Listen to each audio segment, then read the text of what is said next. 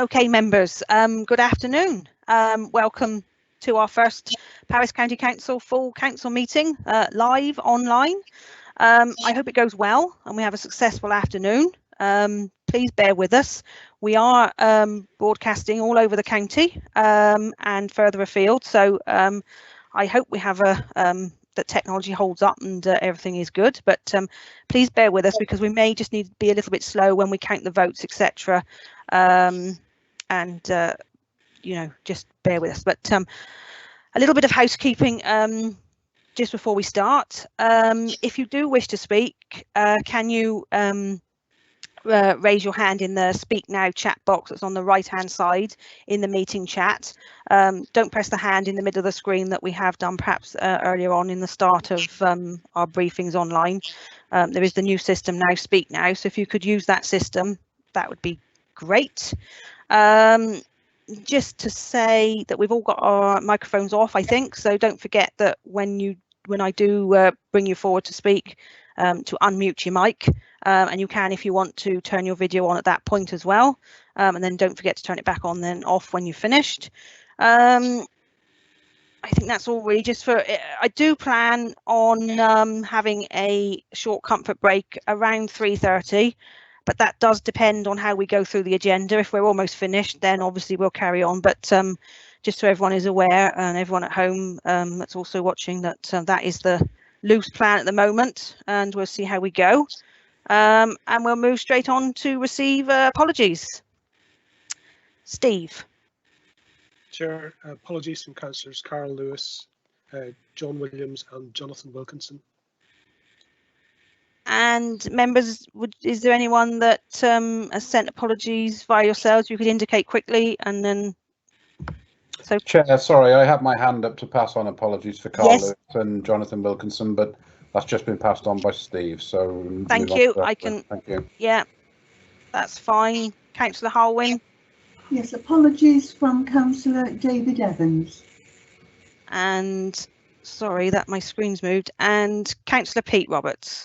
Apologies from Councillor Maureen Mackenzie. Thank you ever so much. Thank you all. So we move on to item number 2 on the agenda, which is declarations of interest. All members do have an interest. So Clive, would you like to come in now? Thank you, Chair. Good afternoon, members. In terms of items 10 and 11 on the agenda, item 10 is the statutory requirement to indicate the level of allowances claimed by members in the last financial year. So that's item 10, and item 11 is a matter of agreeing the salaries and expenses for members for this current year. All members have a personal interest in those items, but there's a general dispensation to allow members to speak on those items. Having said that, I would remind members that the salary and expenses for this year have been set independently for the whole of councillors, the whole of Wales, by the IPRW, and we can't go beyond that. So that's what has to be claimed and put into that report. So just so I will deal with that issue as we get to items 10 and 11, Chair. Thank you. Thank you. Thank you, Clive. So we'll move on now to receive the minutes from the previous meetings, which do seem an awful long time ago in one way. So first we'll move to page 7, which were the meetings on the 28th of February. So it's page 7 to 14.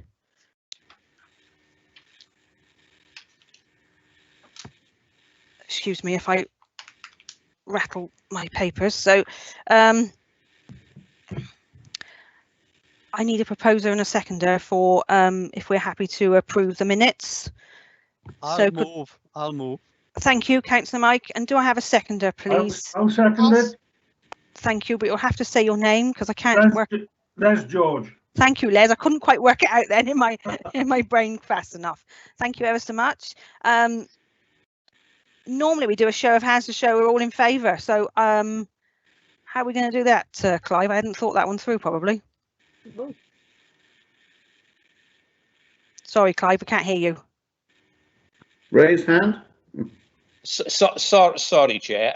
On the basis that this is a procedural matter, and normally the minutes are approved, we'll assume that they're all approved, but give an opportunity for members to challenge if they feel they need to.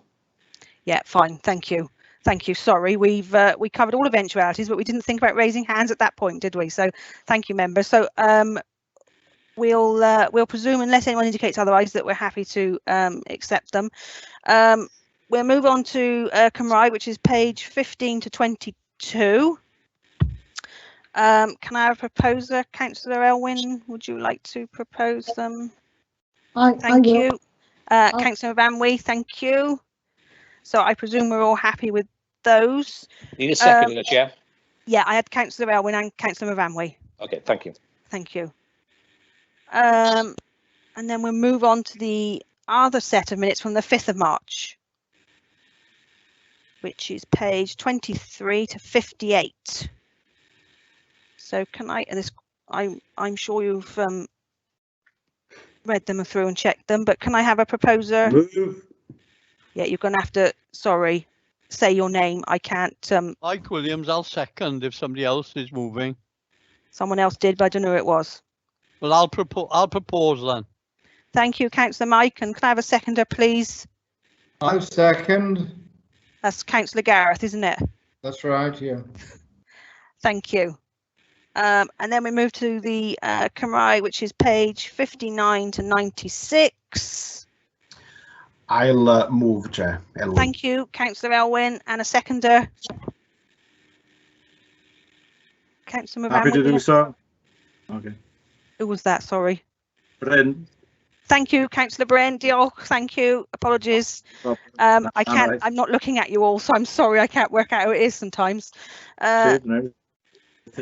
Thank you, members, and hopefully we can move on a little bit smoothly now to item number 4, which is Chair's announcements. So obviously, as we all know, as Chair, I haven't fulfilled any civic duties outside of COVID-19 time, but I just wanted to take a moment as chairman, if we could just pause for a moment to send our thoughts to Sharon Scanlon's family, as she very sadly passed away during the pandemic. Sharon was from Brecon, and she worked in the social care department for us at the authority, and we were all extremely sad to learn of her passing. So our love and thoughts to all her family, and I'm sure you will all agree. Just for a moment, we'll just have just a brief moment to pause to send our thoughts to Sharon's family. Thank you.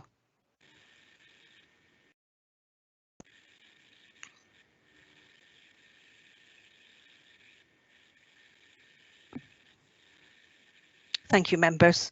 And I'd like to move on now to just to mention briefly, I know the leader also would like to thank the staff, so I just wanted to make a point really of thanking all the voluntary groups that we've had in the all our towns and communities over the period where they've been doing all sorts of things, whether it would be helping people get their shopping or prescriptions or whatever it might have been, manning shops and everything. I mean, I think we can all agree it's been a really difficult time for many people, and I think as an authority we've done very well, really. I've had huge compliments, especially from people that have had the telephone calls, the people that have been shielding. Many of those people, certainly in my ward, in my community, have been very grateful to those staff that have rung and checked if they're okay. But I did just want to, I know the leader will touch further on that because obviously she wants to thank the staff, but I did just want to mention that the other sort of all those people that have been running around doing things that perhaps might get not the recognition they probably deserve, but we can't thank everyone individually, but I'm sure we all agree that thank you to everyone. So let's hope we can move forward, and I'm sure you'll agree that the briefings online have been excellent, and I'd like to think that's something that we can continue with. It enables people that Paris is a vast county, and it enables us to log in remotely and join a briefing, which might take sort of 2 hours. Whereas if you live in the far north or the far south, it might take sort of most of your day really by the time you've driven to County Hall. So I think that's something that we should take forward. It's been a huge success, and I mean, hopefully at some point we will be back in the chamber having full council meetings in the not too distant future. But in the meantime, I'm sure you agree that the briefings, doing those online, have been excellent, and thank you to the leader and all the staff that have provided the information for those briefings to keep us up to date. So I'll leave it there and move on now and invite Councillor Rosemary to do the leaders' announcements. Thank you, Rosemary. Thank you, Madam Chairman, and good afternoon, everybody. It's nice to have got to the point where we can hold a full council meeting. Since the third week of March, it's been a time like no other, to be honest, but the council, we've kept the council running, providing some areas of critical services, many staff working from home, of course, and many deployed to other services. And I, like you, Madam Chairman, I don't want to repeat what you've said, but I think we should ask the Chief Executive, Dr. Caroline Turner, to pass all our thanks on to all of our staff. The whole COVID period has been extremely busy and at times very difficult, but we have to remember that sadly we've lost a number of our Powys residents, and I think we have to spare a thought to them and their families. And of course, life for quite a lot of our businesses for the future won't be quite the same as it has been in the past. But I thank all the members of the authority for all the work that they've done. I know that members have worked extremely hard in their wards, doing different things, really helping businesses and looking after people in different ways. The Cabinet have been very busy, very involved. We've been meeting very regularly every day at the beginning of the lockdown period, and as a Cabinet management team, still meeting very frequently. We're having formal Cabinet meetings, of course, and Cabinet members are meeting with the staff in their relevant services and meeting with ministers. I've met regularly with the leaders within Wales and with a whole range of ministers. I've also worked with the local government association. It's been productive and very helpful. We've met with group leaders. The Cabinet have met with our MPs and our Assembly members, both local and regional, and I think it's been appreciated. You'll see that later on the agenda today we've got the arrangements for the Improvement and Assurance Board. Hopefully when our Improvement and Assurance Board ceases to be, we've come a long way in terms of improvement, and although we will need to continue to prove ourselves, we should be proud of what we've achieved so far. And in that I would include all the leaders of the opposition and the scrutiny chairs. We'll no doubt face difficult times financially going forward, and we know a little bit about that already. But I was very pleased to be told yesterday that our pension fund, chaired by Councillor Peter Lewis and managed by our officer Chris Hurst, was one of the best performing in the UK, 7th out of 90, and I think that's very good news. We met recently as a Cabinet and discussed the Q1 performance figures, and those papers are out there for anybody to access. I won't go through those, but they've covered the basic 13 areas that we've been dealing with during the business critical period. At the beginning of lockdown, we also agreed that the school's transformation plan should go ahead so that work on that could continue at pace.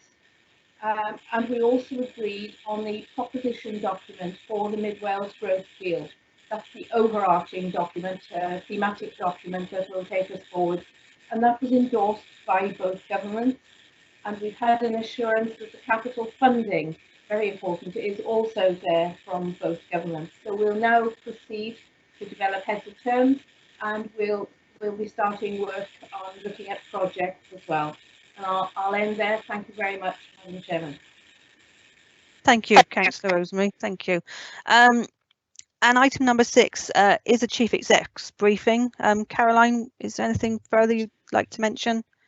Thank you very much. I will certainly pass on the council's thanks to the staff for their outstanding work. I'll be recording a vlog, a message to staff later on today, so I'll make sure that those wishes are conveyed. As the leader said, staff across the local authority have been very busy during COVID in responding, and that continues. Many teams are still incredibly busy, either responding, for example, the contact tracing teams, but also now in re-establishing many council services, and we're doing that, of course, within government guidelines. In terms of our thanks, the council chair has thanked communities, community groups and volunteers, and I'd just like to mention PAVO as an organisation as well, and I'm sure our thoughts go to the family of the Reverend Ian Charlesworth as well, who was lost to us during this time. He was the chair of PAVO, a member of the PSB and very active in his community. And I'd also like to pass my thanks on to our statutory partners. We have worked very closely throughout this period with Powys Teaching Health Board on a whole range of matters. And we've also worked very closely with Dyfed-Powys Police, in particular on enforcement matters. We keep a close eye on Welsh Government guidance as they relate to COVID, and they were reviewed and reissued earlier this week. And the Welsh Government advice remains that people should work from home where it's possible to do so. And that means that for now, most of our main administrative offices will remain closed. They are open for very limited hours per week to enable staff to collect post and do some other key pieces of work. Some buildings are open for key teams such as social services, housing, public protection in particular. And we are preparing, we are working with the property team and health and safety. We are going through all of our buildings systematically to undertake risk assessments and prepare them to enable some staff to return at the appropriate time. But this will be on a very limited basis due to government guidance. And while the 2-metre social distancing limit remains, we will have to limit the number of desks available, as well as, of course, put stringent hygiene and cleaning routines in place. But our services remain open to residents, and increasing number of services now becoming available as well. Where we can, we are providing practical facilities and face-to-face service, but the reality is we've developed a lot more services online, by telephone, by email, and that will continue. In many ways, we're finding for many people it's more convenient and it's also more effective for our staff as well. I just wanted to mention as well some inspection work that is likely to recommence as we go into the autumn. We have been informed by Care Inspectorate Wales that they will be undertaking monitoring visits over the summer and will then hold an improvement conference in October. And they will be looking at both children's services and adult social care. As with CIW, of course, most of Estin's inspections have been on hold over the recent months, but we do understand that Estin do intend to hold a further improvements conference with the council and in particular with the education service before Christmas, likely to be in November, though we haven't received the details of that yet. So I just thought I'd just give you those quick updates on COVID and also on inspection work. Oh yeah. That's been my fault, I suppose. Sorry, Councillor Ange, could you mic your mute, please? We can all hear you. Thank you. Oh, sorry. Mic your mute. Sorry. Thank you. Thank you, Caroline. Thank you. So now we'll move on now to item number 7 of the agenda, which is the Vision 2025, the Corporate Improvement Plan Annual Performance Report. This is for 1920, and the Strategic Equality Plan Annual Monitoring Report also for 1920, so they are retrospective, but I'll hand straight over to Councillor Rosemary as the leader, who will start the a brief overview. Thank you, Rosemary. Thank you, Madam Chair. This is our Corporate Improvement Plan. which incorporates our vision. The vision, of course, which is the council vision, was drawn up in 2017 with the 4 priority areas. So that's economy, learning and skills, health and social care, and residents and communities. You have the document. It has been endorsed by the Cabinet. It went through the last Cabinet meeting, and Emma Palmer, our head of performance, and I went before a joint scrutiny meeting as well, and there were some questions from them, and the chair may want to come up with some of the questions today, and Emma will do an overview presentation of the document. And I, at this point, actually would like to thank her and her team. There's a tremendous amount of work in that document. Then after that, each Cabinet member will comment briefly on their areas of responsibility, and then we'll take some comments and questions. This is obviously a retrospective report, so to a great extent it's been overtaken by events. Lots of work done since the report was compiled, and lots of progress made. It does also include the Strategic Equalities report, which Councillor Graham, who has responsibility for equalities, will mention in his comments. I wanted to say we are delivering the plan. I'm very pleased about that. We're partway through, some very good results and targets reached, but some way to go in other areas, and that is acknowledged. This is our corporate improvement plan. It's in the word improvement, but of course it's not the only area of improvement that we are involved in as a council. The vision was developed very early on when we came in as a council in 2017. But since then, we've had the improvement and assurance board, which I mentioned in the leaders' announcements. There's a lot of work been going on in that. We also have a significant transformation program. So we've got a schools transformation program, which is underway. We have quite a big digital transformation program, also well underway. We've, in terms of improvement, and there are so many things that I could mention under improvement, but just during COVID, we are working, our joint working with the health board has improved enormously. The Mid Wales Growth Deal is trotting along better than it has done in the past. We've got to the stage where we've been promised the capital finance from both governments, so we're doing quite well there. And now we're working on recovery, but we've lived through a very unusual period, and it's a period of change. But some opportunities have presented themselves, and they may be improvement, more digital work, more home working, that sort of thing. And also we have shared the work that we've done, and I think that's an improvement. We've shared with group leaders and with MPs and AMs.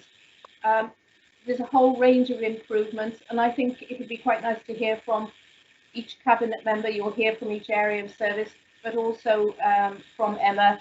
And Emma, I think, has a presentation to do to us.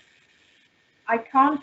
I can see in the chat box, Chair, that I'm being asked to put headphones on. If I put headphones on, I will lose the connection altogether. Thank you, Councillor Rosemary. Did you want to bring Emma in now straight away, or do you want to? Yes, thank you. Emma, are you? Thank you. Thank you. I won't cover the ground that the leader has already outlined, but just to confirm that the corporate improvement plan, this is our annual report against that plan. So it sets out our performance against the measures and activities that were in our Vision 2025 document. We've rated each of our wellbeing objectives, of which there are 4. We have the economy, so we will develop a vibrant economy. Our health and care, we will lead the way in providing effective integrated health and care in a rural environment. We will strengthen learning skills, we will support residents and communities, and then we have a further objective around making it happen, which is an enabling component. So our performance is based against our measures and activities that were in that original plan and against each of those wellbeing objectives. So on small page 9 of the corporate improvement plan, there's a simple grid which sets out each of those objectives and then states whether our performance was on a scale between excellent to poor. So excellent, good, adequate or poor. On small page 10, we then set out and define what we mean by excellent. So excellent, all activities completed or on track and success measures meeting targets. Good, majority of activities on track and improving. Adequate, commitments broadly on track but limited impact on outcomes. And poor, majority of commitments off track and outcomes not improving. Without going into any detail around each of the areas, members will note that we have scored the economy and health and care as adequate. We have scored learning skills as poor, and we have scored residents and communities and making it happen as good. The detail is within the report, but may I draw your attention to learning skills. The reason why that was classed as poor is because of the critical Eston inspection that we did receive last year. And whilst we do recognise that the services area is working hard with implementing their post-inspection action plan and to make the amendments and the transformation agenda, what we will see, and I feel quite confident about this, is next year when we're reporting our annual performance, you will see that the learning and skills element will move to at least adequate, if not good. So when we refer to the position that we were in around health and care previously, last year we would have reported poor, this year we're reporting adequate, and again hopefully next year we'll report good. So the performance is moving in the right direction across each of the objectives. We have taken on board the scrutiny comments that were made, and in the main most comments were taken on board and reflected in this final report. The report does outline in detail our performance that we've determined as good down to individual measure level, the average performance and also poor performance. I also acknowledge that the full report is lengthy, and therefore we've taken on comments from Scrutiny and Council of last year and developed an easy read version that is available at the link for each of the members and members of the public to refer to. And against each of those objectives, we've just drawn out the key performance measures and what we've delivered in that area. Thank you, Chair. I'll leave it there and let the Cabinet come in. Thank you. Councillor Rosemary, do you want to lead it, or do you want me to just call them forward one at a time? Yes, I'm happy for you to do it. Yep, Yeah. thank you. So I don't know if there's any preference, but Councillor Alid, as Deputy Leader, would you like to go first? Thank you, Chair. Just very quick comments from myself, really. I was hoping the Cabinet members would go first, so I could refer to the hard work they are doing, but it's quite all right. I won't go on about the budgets. Clearly, last year we managed to balance the budgets. It's just a slight underspend when you got a £440 million sort of business. To get it within a few percentage points is really good work on behalf of the finance team and all the services. But I just want to highlight a couple of things. There's great focus on supporting our local economy. And again, last year we managed to increase our spend on Powys-based businesses. It's up to £62 million now.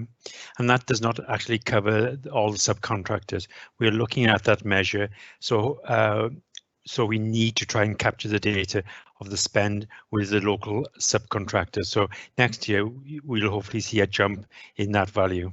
But currently we are dealing with about over 500 local businesses. I know the overall assessment in some services is not great. Education is at the start of its improvement. Children's and adults is far further down the track. But these improvements have been done when we have taken a significant cost reductions during that 12 months. We took out over 15 million, almost 16 million pounds out almost 16 million pounds out of the overall budget, and that's with I must thank all members across the council for their support in living within these very, very tight financial constraints. That's all from me now, Chair, but thank you. Thank you, Councillor Ed. There's Councillor Phil, do you want to go next? This is in no particular order, I must say. No problem, Chair. Thank you, Chair. I'd just like to reference, really, I mean, the report speaks for itself, but I'd like to reference the hard work that is being put in by our schools and our learners, because they are continuing to get impressive results at both GCSE and A-level. However, you know, education has been a topic of conversation for all of us now for the past few months, and as Councillor Allard has said, we are at the start of our recovery journey, if you like, but you know, working with members across council with scrutiny and definitely with the support of all cabinet colleagues, and especially has been incredibly supportive in ensuring that we do include the transformation as part of our business critical work, and you know, I really look forward to the coming months on our journey of improvement, and do look forward to producing a report next year, which as Emma Palmer has already said is at worst adequate. So yeah, thank you, Chair. Thank you, Councillor Phil. Thank you. Councillor James, do you want to go next? Yeah, thank you, Chair. Can everyone hear me okay? Because I know there's been a few comments in the chat box about people not being able to hear. Is yeah, okay, I can hear you loud and clear. Thank you. Yeah, that's fine. Sometimes this plays up. No, I think it's on the economy. I'm not going to say too much. I think the leader mentioned quite a bit on that, but it's marked as adequate. You know, there is more work to do. I'm very pleased to say, Chair, that the increase in tourism spend has gone up yet again. I think that shows the good work which the officers and others have done to promote Powys, which is really good. Work has started on the 250 homes in Brecon and other locations as well, and there's more planned above the 250. So I'm very pleased that that's coming on. We've seen, as Councillor Allard said, an increase on spend on the Powys pound. You know, being realistic, it needs to be more. And in COVID recovery, we've got plans, say, for Allard's got in his procurement strategy, more work to engage the local supply chain. And I think that's really important to get that Powys pound spend up and spending the local money around our economy. But we also, the leaders touched on the 55 million committed for the Mid-Wales growth deal. That's progressing at pace now. And I'd just like to say to any companies watching, if you have got some pipeline projects that you think you'd like to see coming forward, please start submitting them, because we're very keen to get moved on that as soon as possible.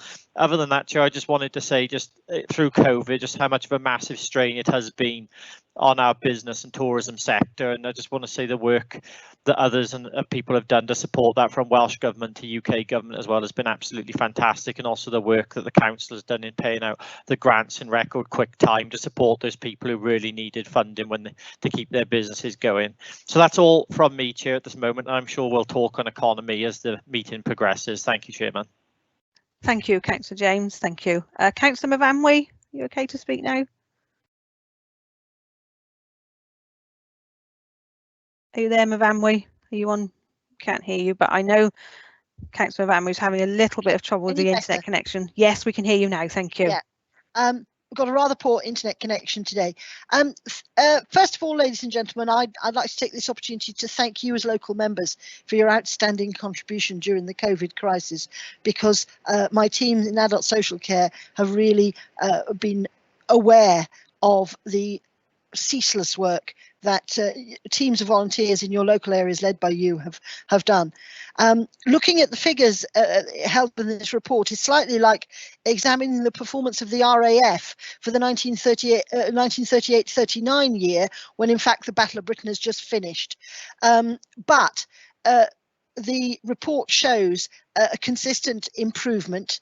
The way in which technology is allowing people to be independent, to live in their own homes for longer, is very crucial to the delivery of care in a place like Powys, and we retain the focus on matters such as safeguarding, with our adult protection inquiries improved this year. There is more that can be done and more that will be done. For example, we've started our virtual occupational therapist Ask Sarah, but we'd like to see more people making use of that. And also the North Powys Wellbeing Programme, which is currently being scoped, we hope will deliver sector-leading rural healthcare for our residents. Thank you very much. Thank you, Councillor Van Wee. Yes, and we heard you fine, so thank you. I know you're struggling with your internet connection. Councillor Graham, would you like to go next?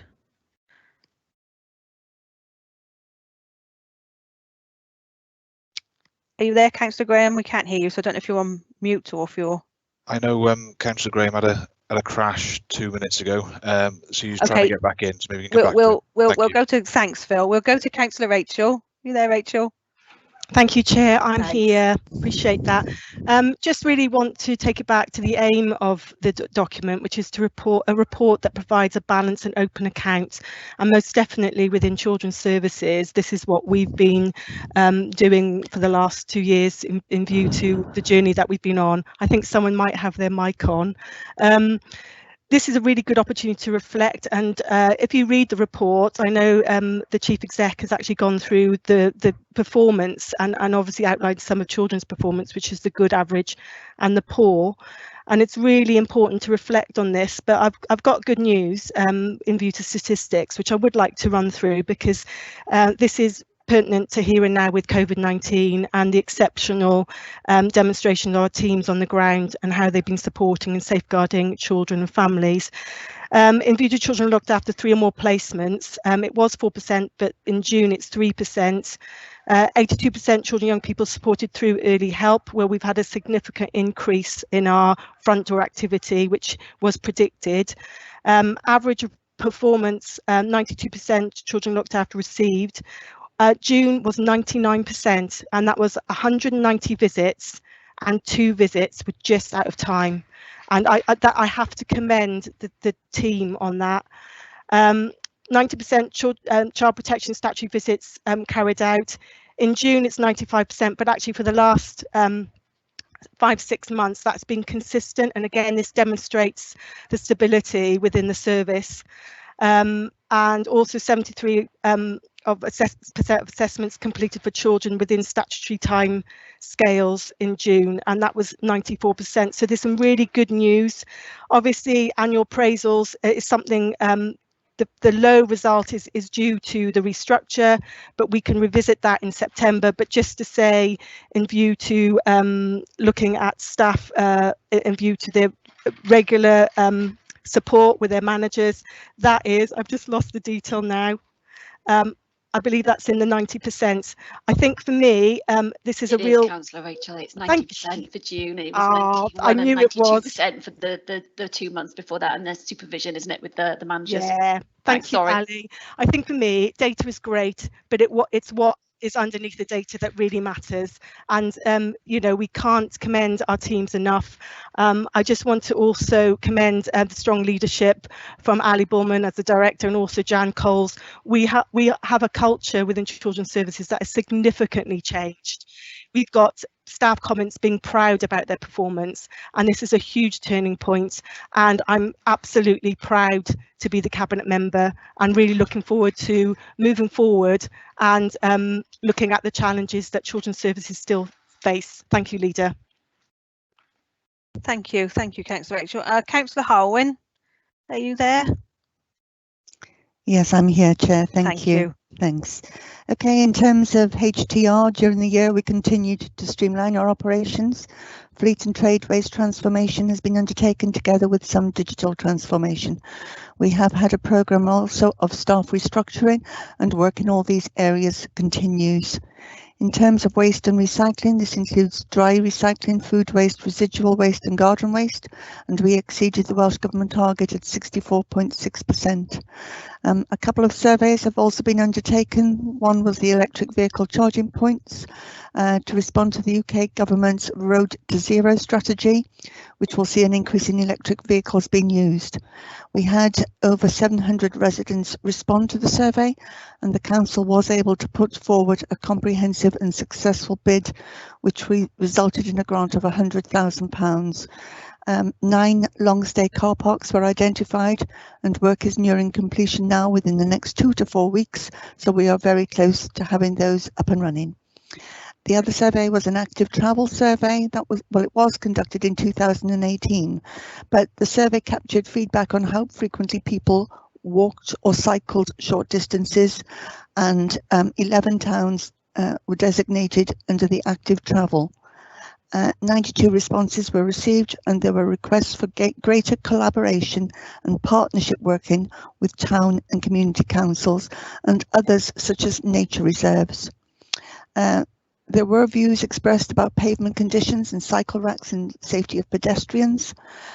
One such project, looking at the redevelopment of a busy high street in Llandrindod was about to commence just as COVID-19 lockdown occurred. But obviously under the active travel, we have seen a huge increase during COVID-19 with regards to people walking and cycling more. And of course, we cannot fail to mention Storm Dennis. We had at the time 4 or 5 consecutive weekends of heavy rainfall, with it culminating in Storm Dennis. We immediately stood up an incident management team, and a local resilience forum was established to help communities affected by Storm Dennis. Over 150 domestic properties were flooded in Powys. Flooded properties across Powys were visited by the emergency planning team in order to coordinate the response work and to provide support, practical assistance and advice to residents. This work only ceased once coronavirus became an issue. More than 51 roads, bridges and infrastructures have been identified following the storm, and considerable work has been done and is currently underway. Finally, I would just like to say a thank you to the ground staff and officers who worked tirelessly during this time. Thank you very much. Thank you, Councillor Harwin. Thank you. And we'll now go back to Councillor Graham, and hopefully he's fixed his internet connection. Councillor Graham, are you there? Doesn't sound like it, unfortunately not. Is there anything you want to say, Leader, on behalf of Councillor Graham, or?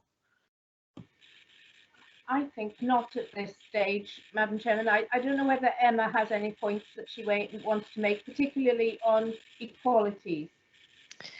Yeah, I can pick up on the equalities, but also confirm that we've launched the new digital strategy. So this is the areas that Councillor Graham would refer to. We've launched the digital strategy. We've moved a number of processes online. We've undertaken staff survey that the results speak for themselves in respect to the cultural change that Councillor Powell is referring to, not only in children's services but across the organisation. We've continued to see an increase in the compliments that we receive as an organisation and a reduction in the number of complaints, and we've launched a new workforce strategy. In respect of equalities, the plan that's before members today is our annual performance report, of which we achieved much within. The only area that was identified as red are those areas in education. So that's linked to my earlier comment around the poor statement and link with the Estin report. This was the last annual report of our strategic equality plan, as we as an organisation agreed new equality objectives to start in this new financial year moving forward. So again, over the period of the 4-year plan for our strategic equality plan, we've delivered the majority of the work, and it was only the education component that we needed to strengthen, and we will strengthen, as that's part of the post-inspection action plan that is being monitored through the improvement arrangements that we have in place. Thank you, Chair. Thank you. Thank you. Councillor James Gibson-Watt has indicated you'd like to comment. Councillor James. Thank you, Chair.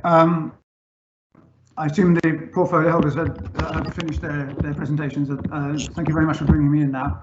I just wanted to make one sort of general point, really. This report is, in terms of its layout and the way it's been presented, is a significant improvement on previous years, and well done to all involved in creating it, and especially Emma. Thank you very much. And to be fair, it is pretty balanced, and that's a good thing. And whilst it's important that improvements are recognised, and there are some very real improvements, there's absolutely no question about that, particularly in the field of social care, we must not forget as a council that these have come on the back of the imposition of an Improvement Assurance Board by Welsh Government because of the concern that had been expressed about the standard of services in the county just a few years ago. So, whilst no doubt at all these improvements are real and tangible, we must always have that in the back of our mind to be absolutely determined to embed these improvements to ensure that we don't go back to where we were. And that's just the point I wanted to make. And I think that's not to negate the report and the plan, but just I think it's important as members that we do keep that in the back of our minds. Thank you very much, Chair. Thank you. Thank you, Councillor James. No one else has indicated that. Yes, they have. Councillor Rachel, you have raised your hand. Yeah, thank you very much, Chair, and thank you, Councillor. I just wanted to reiterate that you are quite right. I think the Improvement Board certainly set us on the right direction, but there's a combination of factors thereafter, and especially the corporate support that we've had, and also leadership. I would like to also agree with you, we have to forever reflect and look at the current need. And again, because our data is so much more improved, this will be and should be a continual audit cycle and the new intelligence that comes forward. So you are quite right. And I think that is something that is really integral in view to moving forward. It's a continual cycle. We will always see other aspects of need, and we will always have to adapt the service to respond to that need. So thank you for that. Thank you. Councillor Jackie has indicated he'd like to comment. Councillor Jackie.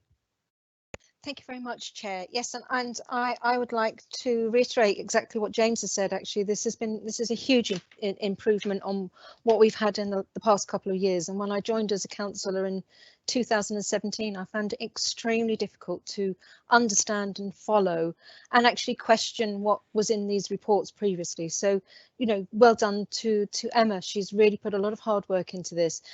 I just wanted to make the another statement here. This report is actually for public consumption. And that's why one of the reasons why I've always been on everyone's back to make this a much clearer report is because we want the public to read these reports. It's very important that they understand where we are as an authority, where we are as a council, and what all of us do to help this council move forward and deliver services on behalf of the people in Powys. And I think that's a really important point, which I haven't actually heard anybody say this afternoon yet. Which is why I really, really welcome the reports that Emma's put together, which are easy to read and interactive, which presumably will be on the website. There is also a paper report which people can get hold of from libraries and read. So I hope members of the public will start to read these reports and question us as councillors as to what we're doing about making improvements here. It doesn't just sit on a shelf. It is what guides us and what helps us to move forward as councillors and question on a regular basis throughout the year, not just when the report's been completed. And I know there's been a lot of questioning and a lot of discussions on this through the different committees that it's gone through. But I just wanted to ask, I think Emma might be able to give a better a representation of this. You have alluded to it, is that the equality strategic plan now isn't a standalone document, which might seem strange, but it actually has gone through into the full corporate improvement plan for the future. And I've just wondered if you could just explain the reasons why that's been done and why it's so important to do that. And finally, I just wanted to say some of the information in that equality report that we can see is if people are interested in mental health, we all know that there are major concerns around mental health, and I don't think maybe the people of Powys don't understand the important role that county councils play in delivering mental health strategies and delivering mental health care. And I was very pleased to see that there's some very, very good outcomes in the equality report around mental health. And I just again would like to congratulate the adult services carers on the way that they've developed this and working alongside Powys Local Health Board. So I'll finish there, but Emma, I would really be pleased to hear what you have to say about the joining of the two reports. Yep, Chair, is it okay? Yeah, you carry on, Emma, thank you. So just to confirm, the first point was around when the reports would be made public. So if council vote and approve this report through today, we can make the reports available to the public today. The second element in respect of integrating the strategic quality plan with the corporate improvement plan, one of the reasons is to reduce the number of plans. So we've got one plan that we can focus on. But the other component is that actually strategic equality should be seen as a very strong thread throughout our plan and not seen as a separate agenda. And when we look at the protective characteristics and the positive impact that we want to make across Powys, it's really important that we have that thread throughout our wellbeing objectives that we've set, and also the actions that we carry out to make the difference to those individuals. And so we've streamlined the number of strategic equality objectives, but we believe we will have a far greater impact for the public. So for instance, one of the ones is around disabilities and housing. Well, we can make, as we're developing our housing, we can develop homes for life, so that if somebody's suffers a major event maybe in their life that changed their circumstances on a physical component, as an example, then if we set out on our agenda for housing as a home for life, then we can build them in a way that would allow an individual to stay in that home regardless of those circumstances. That's just an example where we can weave or certainly embed equalities throughout our longer term planning. Thank you, Chair. Thank you, Emma. Thank you. Just before I hand over to our next speaker, which is Councillor Peat, can I just remind everyone that when you do actually come forward to speak, if you could turn your camera on as well as your mic, because then it's webcast then for everyone to see at home as well, because we can see your face then as well as just your voice. So thank you ever so much. Councillor Peat, over to you. Education, and it's going to be a tricky year to assess next year because of the lack of categorisation and other areas. So what I am concerned about, whilst there's a lot of positive signs here, there's a lot of vulnerability as well. We need to look really closely at our support for children looked after, and we also need to be aware that whilst our percentage of pupils not in an ESTIN follow-up category is now exceeding target, it is only just and is very vulnerable to some of our schools slipping back. And I'd also draw attention to our work in moving forward with electronic tuition for post-16, which in both categories of assessment is still in the red area. So as we've already identified, there is a lot of work going on within education, and I hope when we look at this again in 12 months' time, some of those indicators will be moving or staying in the right direction.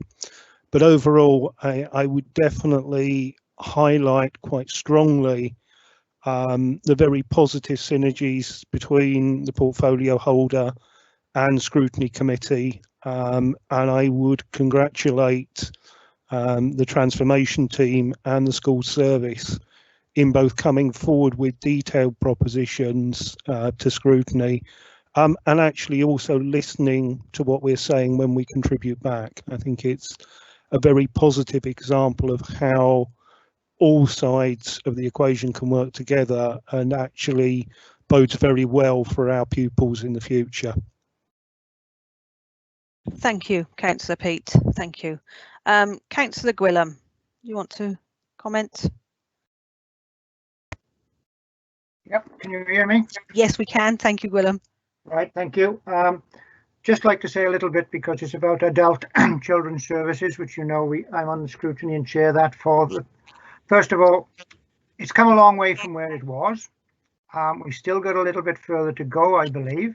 But thank the officers and senior management for the work that they've brought to scrutiny over the last 12 months. And as you know, this is continuing now on Teams Live, and it's working. So that's a good step forward, really, to keep the thing going. There is still a way to go, as I mentioned, but just basically some of the big improvements that have been made is really in care is that agency staff have reduced quite a lot, so that has saved the Powys pound a lot of money. There's also been savings in other ways, such as direct payments. That has saved money as well. And these are the things that have sort of come forward and have made a difference, I believe. There's still some to go, but I would just like to thank the scrutiny committee that sits on it with myself, with the questions they put forward and the ideas that they put forward. So as been said earlier, I think, you know, it's a step in the right direction, but we still got a little way to go. But I think we're getting there, and I'm sure we will.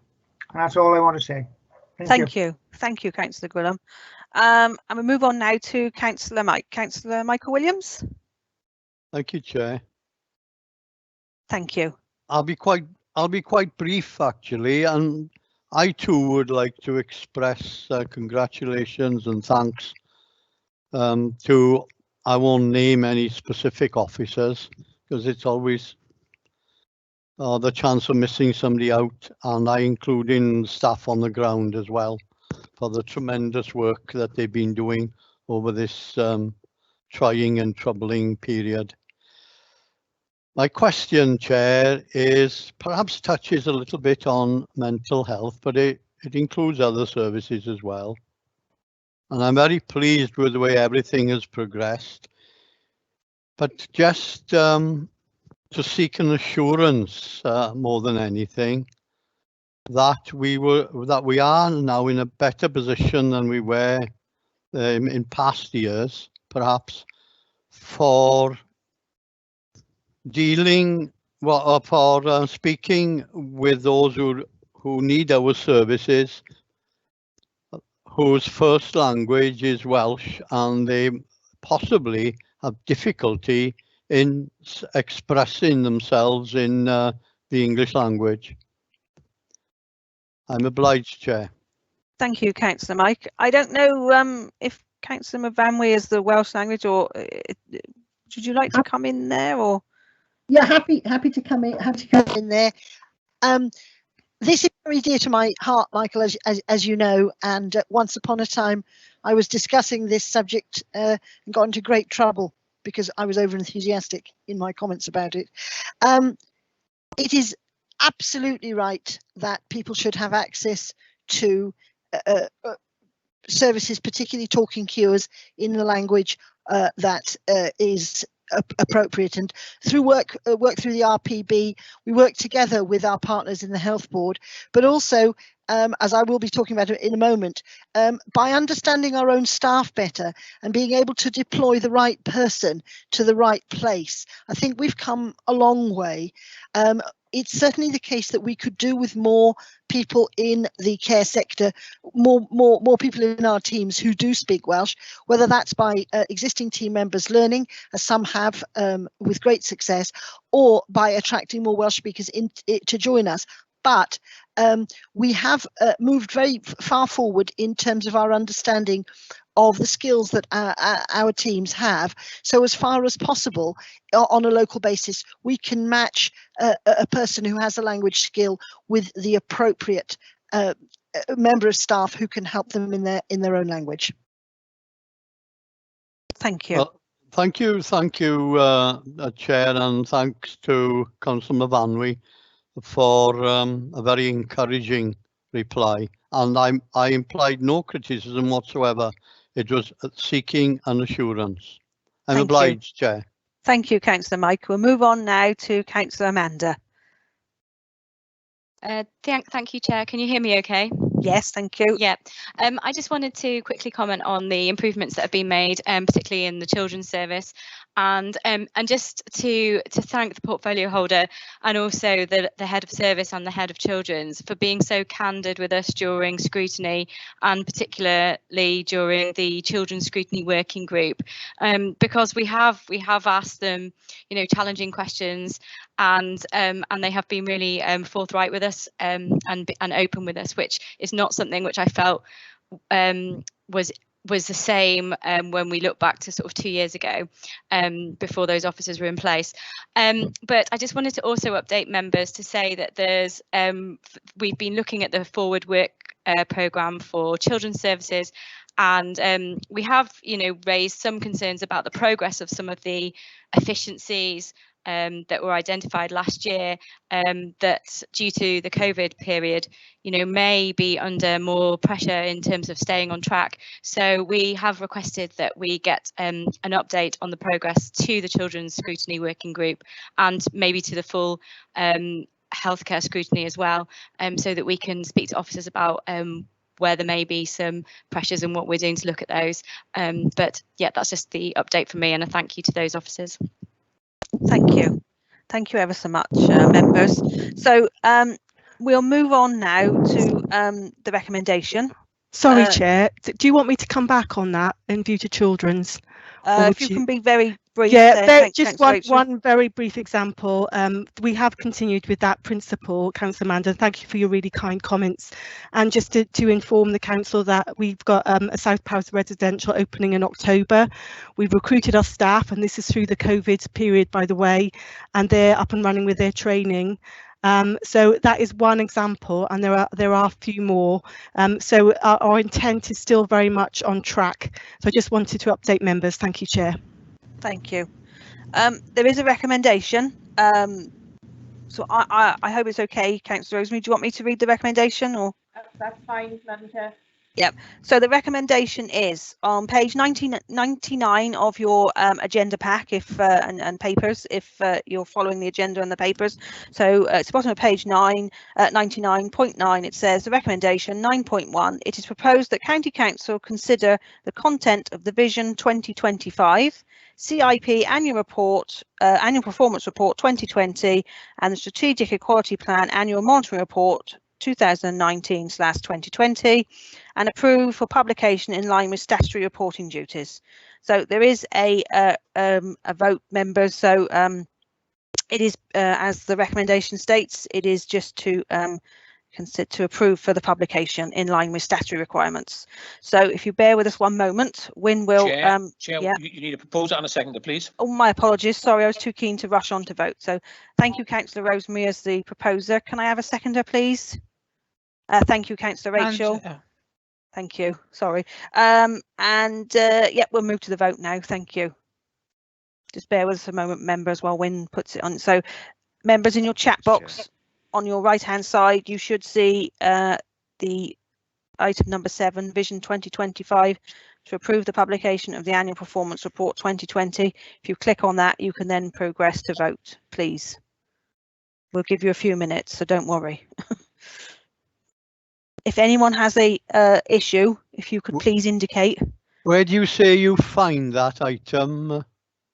It's in the chat box. Yeah, I'm looking at the chat box. It's at the very bottom, and it says Wynne Richards 7 Vision 2025 in blue to approve the publication of the annual performance report 2020. If you click on there, it will then allow you to progress through to vote. And if anyone has a problem to vote, I will ask you verbally, as we said at the very start, just before we went live. We'll just give everybody a moment or two. Beverly's David Evans here. I can't see. I've got a chat box symbol. Right, Councillor David, if you wave your little mouse about on the screen. Yes, I have. Yeah. It should bring up a little bar that says live, that indicates that we are live on the Yes, web. I've got that, yeah. Got that. Well, if you go across to, don't press the red one at the bottom, then there's two little people, and then there's a little square box with some lines go on down it. to the very bottom bar now, is it? Yeah, press that where it says conversation, and it should bring up a box to your right hand side. No, I don't. Are you happy, Councillor David, if I ask you to vote verbally? Yes, I am. I've got a couple. Oh, I am, yes. Very Right. happy. I'm just gonna hand over to Win a moment, and then we'll ask those that can't vote to vote verbally, if that's okay. Yeah. Win, where are we with the voting, please? I've got just going to say to Councillor Clare, if she can come off VPN, that might actually help her in terms of voting. We've had this issue before. I've got 57 people voted so far, Chair. Let me just do a quick refresh, and then I'll. Should I vote? Should I press the two little people? No, the one next to it, to the left. I haven't got anything there. Right.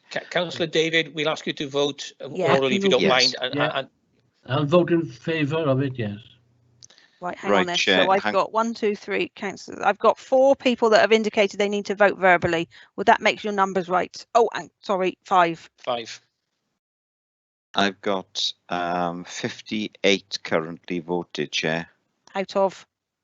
I think we've got 66 or 67 people at the meeting. Right. Let me progress. So, Councillor David, could you indicate whether you'd like to vote for, against, or abstain, please? For. David Evans. Yes, 4. Thank you. So then we've also got Councillor David Jones. 4, Madam Chairman, 4. Thank you. 4. Councillor Clare. 4. Thank you. That's 4. Councillor Karen, you indicated you wanted to vote verbally. Karen, are you there? Councillor Karen, did you want to vote verbally? Yeah, can you hear me? Yes, I can. Yeah, Thank you. Okay. Chair, really thank you to all the cabinet portfolio holders. Yeah, we're just voting now, Karen. Sorry. Yes. Oh, sorry. Abstain. Right. Thank you. Thank you. We've done that. So, Councillor Rosemary. 4. Thank you. And is there anyone else that I? Councillor Emir. Councillor Emir. Sorry. Yes, Councillor Emir. Yes, 4. 4. So we'll just do a quick calculation. Can anyone indicate in the chat box immediately if you can't vote? And I'll stop the vote now, Chair, on Thank that you. one. So it's So Win's going to read the results because unlike the normal system, I can't see the results. So I'm going to hand over to Win to read them. So we're all clear. it's 63 votes for, Chair, 1 against, 1 abstention. Thank you. So the recommendation is upheld. Thank you, members, because I realised that was a big report to get through. Right, that's item number 7 dealt with on the agenda. We'll now move on to item number 8, which is the Welsh Language Standards Report, the annual report for 2019-2020. It is on page 169 in your agenda and papers pack if you want to refer to the pages. But Councillor Movanwy, I'll hand over to you. Thank you very much, Madam Chairman. I will try my camera, but I may disappear from the sound if the camera goes on. But we'll see. No, there we are. It says video not working. No, I understand. Shall I just be clear for the members for members that are listening and people that are listening at home that Councillor Movanwy has not a great internet connection, so unfortunately we can't see her, because if she does turn her video on, we might lose her voice as well. So we'll just have to listen to your lovely voice. So thank you, Movanwy. I'll give it another go, but it doesn't seem to be working. So I'm fine. Sorry about that. Don't worry. I just want to speak briefly to this report. We have legal standards we are obliged to meet with regard to the Welsh language, which is service delivery standards, policy making standards, operational standards, promotional standards and record keeping standards. And the results of our performance in these areas are contained in this report. But I would like to take this opportunity to say that we would like as a council to move far beyond the bare minimum of legal standards. We know that we have, and the report contains, that there are instances when we have fallen short. But together, as elected members and with our staff, I think we can have a vision for the Welsh language in Powys which goes far beyond the bare statutory obligations. And to this extent, there are two key factors. I'd like to pay tribute to those members of our staff who are making great efforts to support our provision of Welsh-speaking services for our Welsh-speaking residents. And I'd like to also pay tribute to the actions of local members. We have a number of champions of the Welsh language among our elected members, and I'd like to also express my extreme support and appreciation for those elected members who are taking steps to learn Welsh, Councillor Les and Councillor Amanda, to name but two, and a large number of our members of staff who are availing themselves of the opportunities to improve their Welsh language skills. I'd like to say that as far as this council is concerned, the Welsh language is a treasure to be shared with all the communities of Powys, and we'd like to help all of our residents and all of our staff move along the journey of appreciation and enjoyment of the Welsh language. And to this extent, we have key partners such as the Mentrau Iaith and Urdd Gobaith Cymru, and I'm hoping that our partnership with these organisations will strengthen, and that we will continue to regard the Welsh language within Powys County Council not as an add-on or a tick box that we have to complete, although I'm of course very proud to present this report and acknowledge its failings and where we must do more. But for us, the Welsh language is not a tick box exercise, but a real aspiration to develop and strengthen the Welsh language throughout Powys. Thank you very much. Thank you, Councillor Vanwy. I don't think anyone has indicated they want to comment on the report. No, there are. I'll just give you a moment in case anyone did want to raise their hand. So, would you like to read the recommendation, Councillor? Oh, sorry, hang on. Sorry, Councillor Elwyn. I'm on another document. I'll just have to get back to that one. Yeah, that'd be lovely, because Councillor Elwyn has just indicated he would like to speak. So that would be lovely. Thank you. Thank you, Chair. Just to say, first of all, yes, I welcome the report. It is worth noting, actually, the fact that Powys does and has moved forward tremendously in this field in the last couple of years. Much to be welcomed, and I will furthermore welcome the comments made by Myfanwy about the need for it to be relevant to all the communities of Powys. Which is quite important, because contrary to what one leading Powys councillor said this week, the Welsh language is embedded in all our communities and therefore is relevant for us all. Diolch yn fawr. Diolch, thank you, Elwyn. Councillor, sorry, we've got a couple of speakers now. So, Councillor Amanda, you've indicated you'd like to comment. Thank you. Diolch, Chair. I think I better just quickly come back to that, as I am pretty sure that Councillor Elwyn is referring to something that I've written this week, in which he is incorrectly implying that I was referring solely to Powys in my article that I wrote. I did not solely refer to Powys. I was commenting on the whole of Wales, where, as we all know, there are some parts of Wales which do not have the Welsh language embedded fully in them. And I just wanted to clarify that in case any members were slightly misled there. Diolch. Thank you, Councillor Amanda. Councillor Pete Roberts. I'm just looking forward.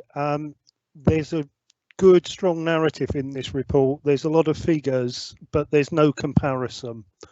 And I'd like to appeal that for our report next year, as to actually see historic figures as well, so that we can actually see things are going forward. Compared to the corporate report that we've just looked at, this report has a lot to learn from that in terms of its user friendliness and giving people an immediate view that we are actually moving in the right direction. So it's presentation more than content, but well done to officers that have been moving forward and making progress in this area. Thank you, Councillor. Yeah, sorry, Councillor. Sorry, Councillor Peat. This is a statutory report. We can't change the way it's done. However, I do think that we need to provide our own report. So I agree completely with your comments, but this is a statutory report which we have no power to change. So we simply have to meet the standards according to this and deliver this report. In fact, I think that the governance of the Welsh language is something that perhaps we need to have a look at later on this year, because I believe that we need to have something clearer in the way in which, for example, a report equivalent to the ones that we've just seen could be brought forward. Thank you, Councillor Vanway. Thank you. We'll move on now to Councillor Bryn. Are you there, Councillor Bryn? Yeah, here I am. Sorry. Yes, yeah, thank you. I'd like to just welcome all positive steps and improvements that have happened. But I'd just like to emphasise, I don't know if anybody's managed to read the long article I circulated, but towards the end, if you managed to get that far, there are some statistics which are really relevant to the discussion. I represent a ward, Llanwrth, in the Welsh-speaking area, considered in the last 10 years, since between 2001 and 2011, the population of Welsh speakers dropped from 63%, I think, down to 38%. It lost over a third of its Welsh speakers in 10 years.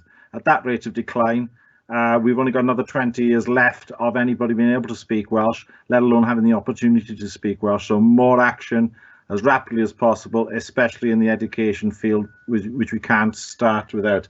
Every part of Powys has a Welsh heritage, and beyond our borders into Shropshire as well. So there are no parts which should be precluded from this, from their traditions and their heritage. Thanks very much for letting me comment. Thank you. Diolch, Councillor Bryn. Just brief in response to that, Bryn, I agree completely. The figures, we are expecting a new census, and I think many of us are rather afraid of what that census will reveal. But in order for the heartlands of the Welsh language to thrive, we must have a planning and economic plans that allow those communities to thrive and to be vibrant. And I hope that part of the Mid Wales Growth Deal will be, it's a real rural deal, and so therefore it can help to strengthen our communities. A connectivity, which is a key part of that deal, could potentially be a game changer, allowing people to stay in their home areas. And I think if we can keep young people in our Welsh-speaking heartland areas, and if we can make it possible for them to make their homes and start businesses and earn a living there, that's what will actually keep our schools in business and keep the language going for the future. So diolch yn fawr iawn. The recommendation, if you'd like me to move it. There is just. Oh, sorry, yeah. Councillor David Jones has indicated he wanted to speak. Yeah, because I've got the recommendation in Welsh, so perhaps you'd like to read it in both in a moment, Mavamwi. So we'll just hear from David first, and then we will move to the recommendation. So Councillor David is the last speaker on this item. Thank you, Madam Chairman. I noticed that Councillor Mavamwi has just said that she would look at ways of improving the report within the parameters set by next year. And Emma Palmer has said that she would look at the report as well. With that in mind, can I ask them that they try and avoid American spelling of English words in the report next year? Ironically enough, in the bit of the report dealing with complaints to the Welsh Language Commissioner, it spells licence the American way, not the English way. So I would much prefer it if the English was correct as well as the Welsh. Thank you, Chairman. Councillor David, I take the the learning from that, and I'm very grateful for you for pointing it out to me. You're talking to a woman who would spell sofa with a PH if she thought she could get away with it. So the British spelling is certainly good as far as I'm concerned, and Emma has noted that. So the recommendation is to note the contents of the report. Mae'r argymell yw I cymeradwyo'r cynnwys yr adroddiad. So I'm happy to move. Can I have a seconder, please? I'll second, Chair. Thank you. Just who was that? Sorry. It's Hugh. Thank you, Hugh. Sorry. Thank you, Councillor It's a Hugh. long way from Mr. Gunnise. I can hear you loud and clear. Thank you. Thank you, Councillor Hugh. So we'll move to the vote now, members. I'll just hand over to Wyn, who will, there you are, in the bottom of your chat box. So scroll to the bottom if you can't see it. There's a note there from Wyn. Item 8, Welsh Language Standards Annual Report, to note the report. So if you click on that, you should be able to vote. I've got my list from last time. Chair, we will assume that the 6 people who voted orally last time will do some of this time as well. Yes, I've got my list. I did scribble it down. Yep. I'll give you a moment to just click the link if you follow the link. We'll be experts at this shortly.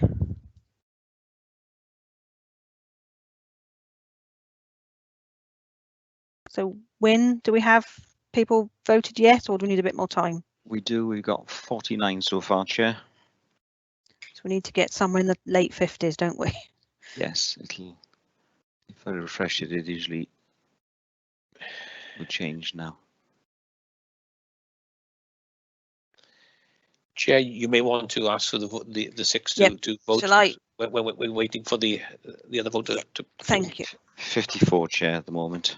Right, thank you. So we'll do the same as last time. I've got a list. So Councillor Emir.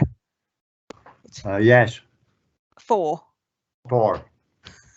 So it's 4 against or abstain. So Councillor Emir, you're voting for. Noted. Wyn? Yes, thanks. Thank you, Emir. Councillor Clare.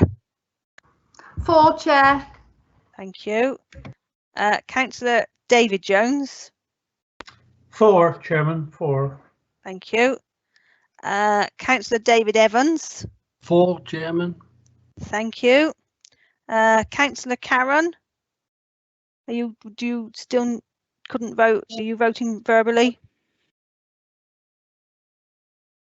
Sorry, I can hear you, but you just so Councillor Karen, are you voting for, against, or abstaining?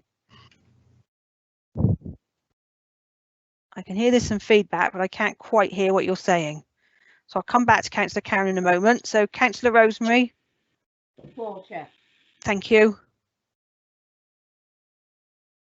So I'm not sure. It's Angelique. I can't vote. My link's not working. Okay, thank you, Councillor Ange. So can I vote? Can I vote for, please? Thank you, Ange. Thank you. That's 4. So there's only Karen that I haven't managed to get a link to. I'm sorry to butt in, it's Martin. I'm 4 as well. I couldn't vote either. That's what happened. That's okay. I'm writing them down. It's fine. I'll come to you next time as well, verbally.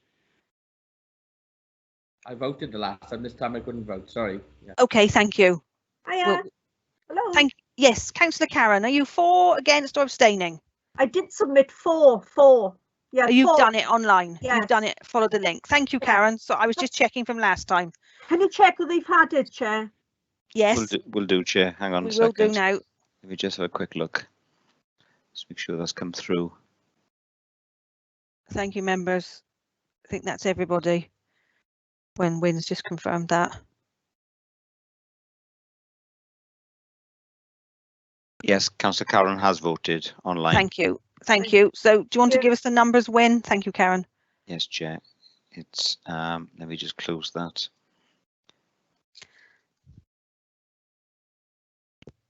So, 63 for, Chair. None against, no abstentions.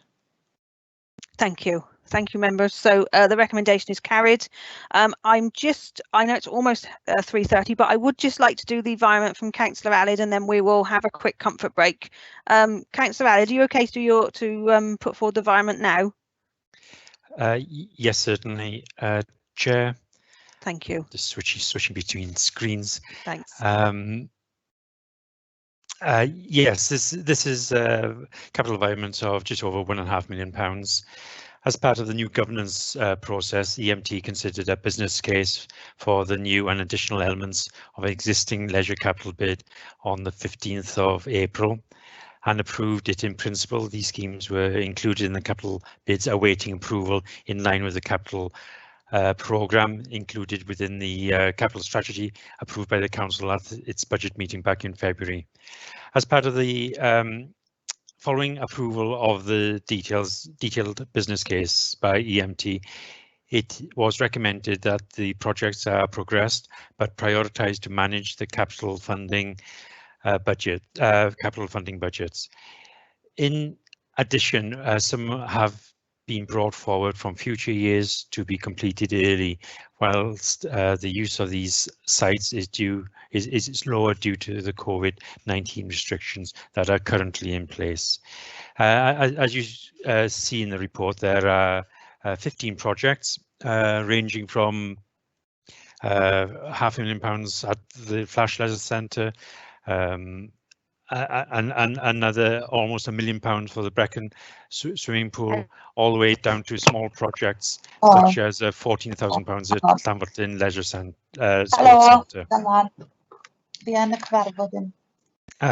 Sorry, I'm not sure. Someone's got their mic on. I'm not sure it is. Sorry. Can we make sure all our mics are muted? If I can speak. Thank you, Councillor Aled. Carry on. Shall I go straight to recommendation? Chair. Yeah, read the recommendation, and then if anyone wants to speak, so, then thank you. So the recommendation reads to approve the release of the £1.59 million from the schemes awaiting approval line in line with corporate budget, and bring forward the £1.07 million allocated to these schemes in future years of the capital programme to ensure that these projects can be completed. Thank you, Chair. Thank you, Councillor Aled. Councillor Pete Roberts has raised his hand. Councillor Pete.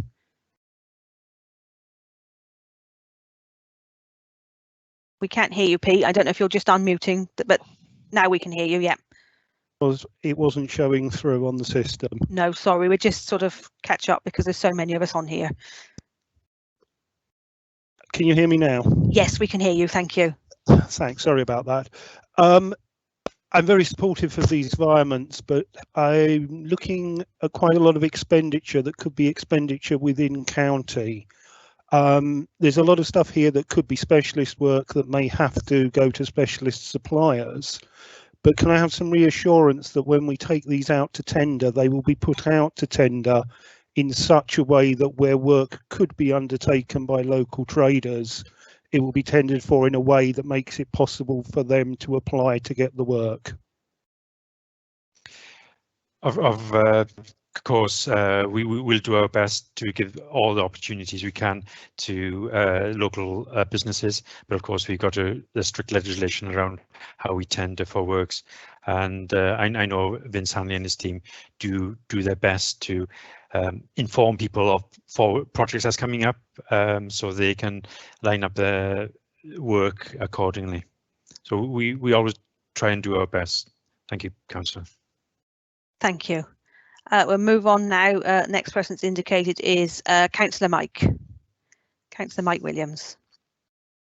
Hold on a sec. It's okay. Yeah, there we are. Well, Pete Roberts has asked the question that I was going to ask regarding whatever works are possible to advertise for local businesses. So much the better. Clearly so. But I would just like to add my congratulations to Aled and his team for bringing these environments forward. Well done indeed. Diolch yn fawr iawn, Aled. Thank you, Councillor Mike. I know we run meet the buyer workshops to encourage local companies to come forward to have that discussion with the council to see what we can do to help them tender for these projects. Thank you. Well done. Well done. Councillor Karen. There you are. We can hear you. Thank you. Yeah, I fully support this this motion put forward. So, but can I just ask a bit of advice here? Two residents in the Bronfleece village have expressed an interest in an all-weather service. So, will there be opportunity, perhaps, to submit a bid in conjunction with my fellow next ward councillor, Councillor William, as to whether would opportunity be available to put in for such capital bids for leisure to council for the Bronfleece Talgath area at a site to be identified via public consultation? Yeah, I just wondering if there would be. Thank you, Councillor Karen. This is actually a environment, but perhaps I would suggest if you email Councillor Rachel, she is the portfolio holder for leisure, and you can have a conversation with her, hopefully, and because it's sort of the environment, it isn't relevant to the environment really. No, Is that okay, to have a Rachel? conversation, Karen, and we can discuss it further. It's not as simple as that, but welcome the interest. Thank you. Okay, thank you, thank you both. Thank you. So I don't think there's any more comments or questions on the environment. I've got the proposal from Councillor Aled as the portfolio holder for finance. Thank you. Councillor Graham Breeze has just joined us, I can see again. Thankfully his internet connection, as he's back online, so he can join in the rest of the meeting. So apologies. So we've got the proposal from Councillor Aled and a seconder, I believe. Councillor Vanry, you're happy to second? Yeah, happy to second. Thank you. So we'll move to the vote then, members. Win. We'll just put that up on the screen in a moment when he's there. So there we are, members. So you've got the vote there. If you just click the link, item 9. So it's the environments to approve the leisure capital, just moving the money as Councillor has suggested. So if you all click the link, while the rest of us are clicking the link, shall I run through the list of those that couldn't vote? So should we go to Councillor Emia first? 4. Thank you. 4 from Councillor Emia. Councillor Clare? 4, Chair. Thank you. Councillor David Jones?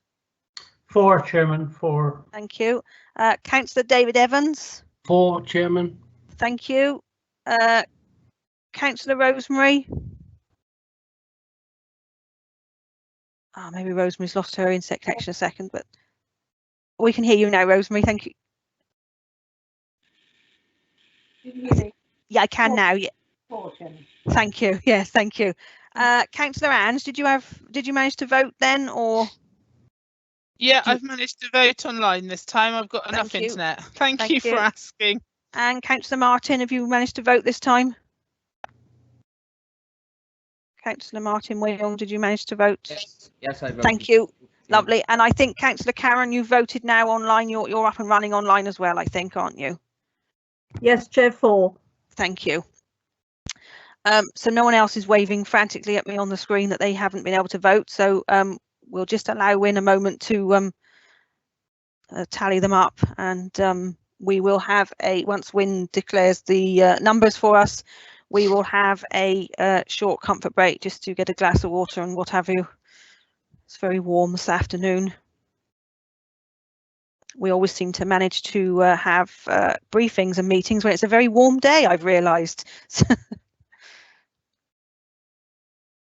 So Win, how are you getting on?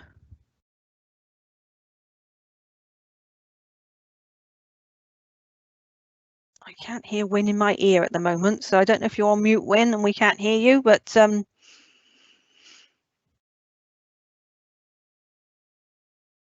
Chair, yes, I was muted. I didn't notice. Thank you. Can you just confirm with Councillor Karen, did she actually vote? Because I can't see her in the list at the moment. She said 4 verbally. 4 verbally. 4. Right. Okay, that's fine. Thank you, Chair. I thought I did send. Plus, I didn't submit. Sorry. That's okay. No, that's fine. I've got it recorded now, so that's fine. Okay.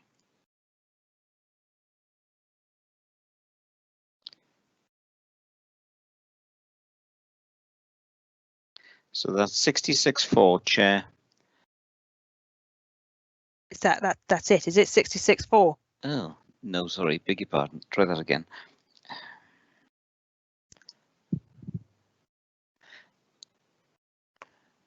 66 total, I think it is. That's right. 63 for, 2 against, 1 abstain, Chair. Lovely. Thank you ever so much, Wyn, and thank you, members. So we will stop there momentarily. So to anyone that's watching at home, as feel free to go and have a quick break. It is 3:40 near enough. So are we okay for 10 minutes? So if we come back at 3:50, if you can come back a couple of minutes early, we'll make sure everyone's online before we actually then proceed to go back live and move on then to item number 10. So make sure you're back here in sort of about 8 minutes, if that's okay, but we'll go live back to start the meeting again at 10 to 4. Thank you, members.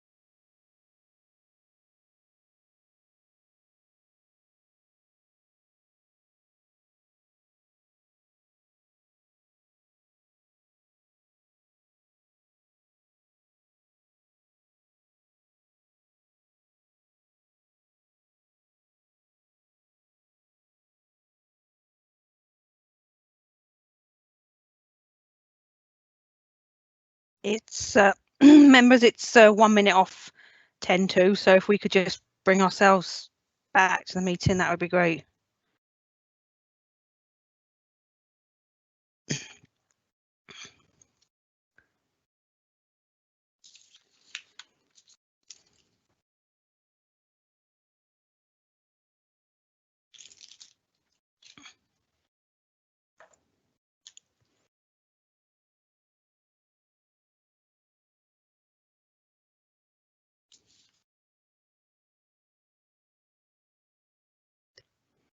Michael Jones is looking very contented with his cup of tea there. Hi, thank you, members. We are back. I do believe we are still live on the internet. I think we're back. Are we not, Win? Perhaps Win could confirm that. Yes, Chair, we're still running live. Yes, we are still running live, just so members are aware of the fact. So I did say 10 to.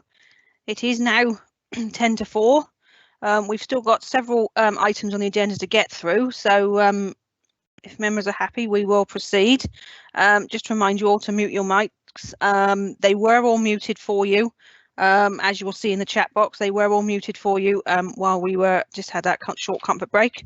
So don't forget to, when you do wish to speak, to unmute your mic and put your video on if you're able to, due to the connection. And we'll move on now to item number 10 on the agenda, which is member allowance and expenses 2019-20. So I think Jane is waiting on the end of the line for us. Jane, are you there? I am indeed. Thank you ever so much. So members, I'll hand over to Jane and we'll talk you through the item. Thanks, Jane. Thank you, Chair.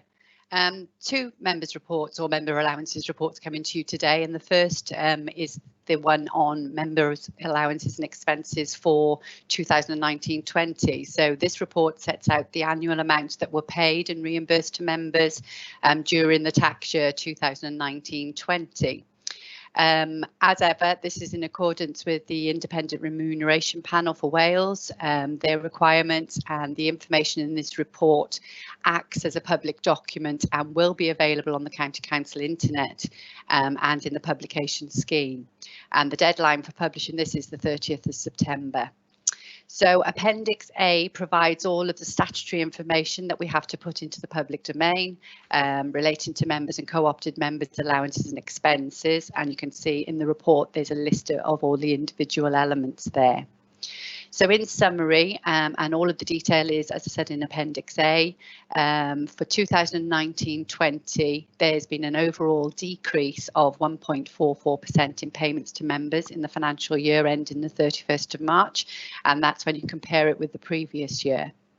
The Independent Remuneration Panel for Wales awarded members a 1.97% increase to the basic annual salary, and that was effective at the Council's AGM on the 16th of May. So the total basic salary was therefore expected to increase during 19-20. However, the actual increase only equated to a 0.77% increase. The lower than anticipated increase is mainly attributable to 3 members actually resigning during the year, so those allowances weren't actually paid due to those seats being vacant for a period of time. Senior salary payments have decreased by 1.3%, again attributed to cabinet member changes and committee chair review. And care allowance payments decreased by a considerable 90.28%, with fewer members actually taking up that allowance. Working expenses payments increased slightly from £54 to £60, but very few members are now claiming on that. And there were no claims for subsistence during the year compared to £56 in 18-19. And travel reimbursements were significantly reduced by £20,000 or 20% from the £100,000 in 18-19 and at £80,000 actually in 19-20. Payments to co-opted and independent members also increased overall by 17.97%, and that comprised of an 18.76% increase in allowances paid and a 13.43% increase in travel reimbursements. So that's a summary of all of the information in Appendix A, and the recommendation is that this report is noted.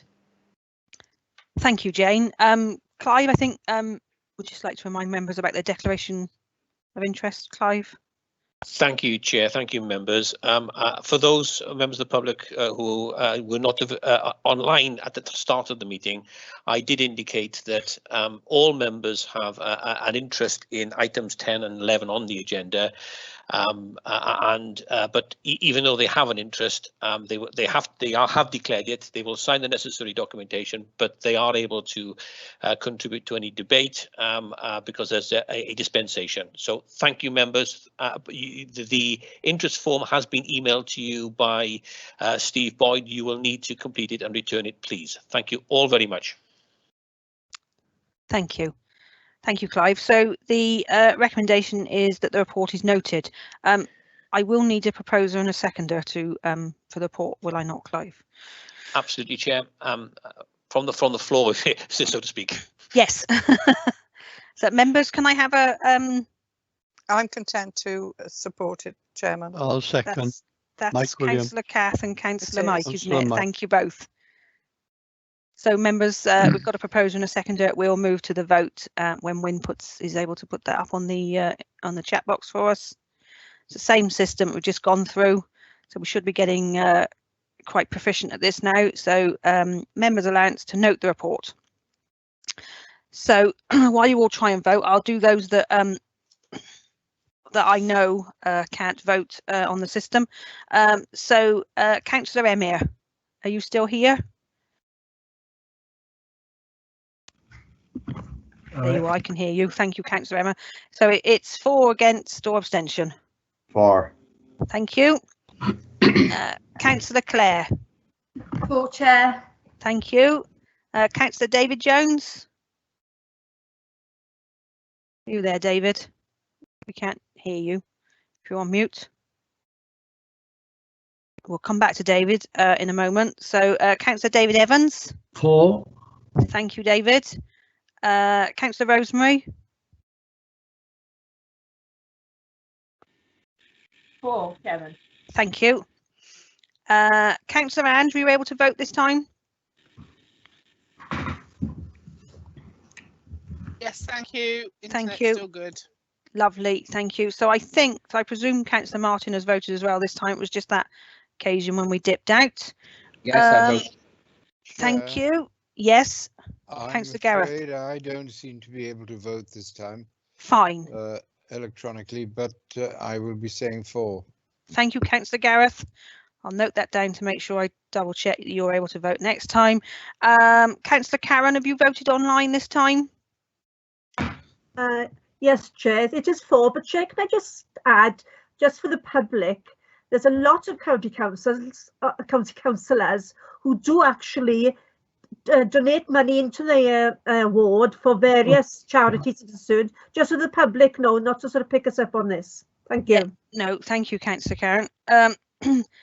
And I'm going to go back to Councillor David Jones. Are you there, David? Yes, I am, Chairman. And Thank this you. time, due to the miracles of technology, I voted electronically. Wonderfully. Wonderful. Thank you. I can't even speak now, look, can I? Thank you. So I think that's everybody that Bev, I can't vote. Jeremy. Sorry, Jeremy, would you like to vote verbally? 4. Thank you. It is just to note the report. Thank you, members. So when are we anywhere near working out how? Yes, Chair, almost there. Thank you. I'll just close the vote down.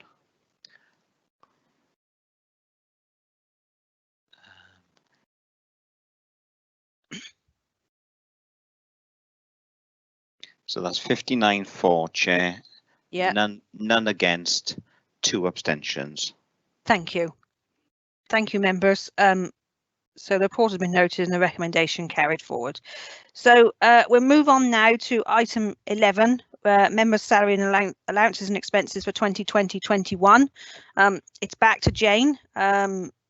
Clive, do you want to just remind everybody when Jane's finished, or? So Jane, I'll hand over. Sorry, Chair. I thought I dealt with the issue of interest on the last occasion. Is that okay? I was just checking. Absolutely, thank you. Fine, that's no problem. So that's fine. So Jane, we'll go straight to you. Thank you. Thank you, Chair. So as I said, this is the second report, but this report actually refers to the current year. So this is a recommendation to set the allowances and so on for 2021. And the purpose of the report is to receive the recommendations from the Independent Remuneration Panel for Wales in respect of the amounts to be paid as the basic salary, senior salary and civic salaries, and to approve the number of senior salary positions which are remunerated, and to approve the publication of the members' schedule of remuneration for 2021. So as the report states, obviously this is a requirement, and the recommendation comes from the IRPW. It's a recommendation for them, and this sets the payment schedules and pensions for members and so on across Wales. So this is something that is defined by them. So the IRPW produced its annual report for 2021 in February of this year, and this prescribes the actual level of payments to members, and the report itself can be accessed via the link provided in the report.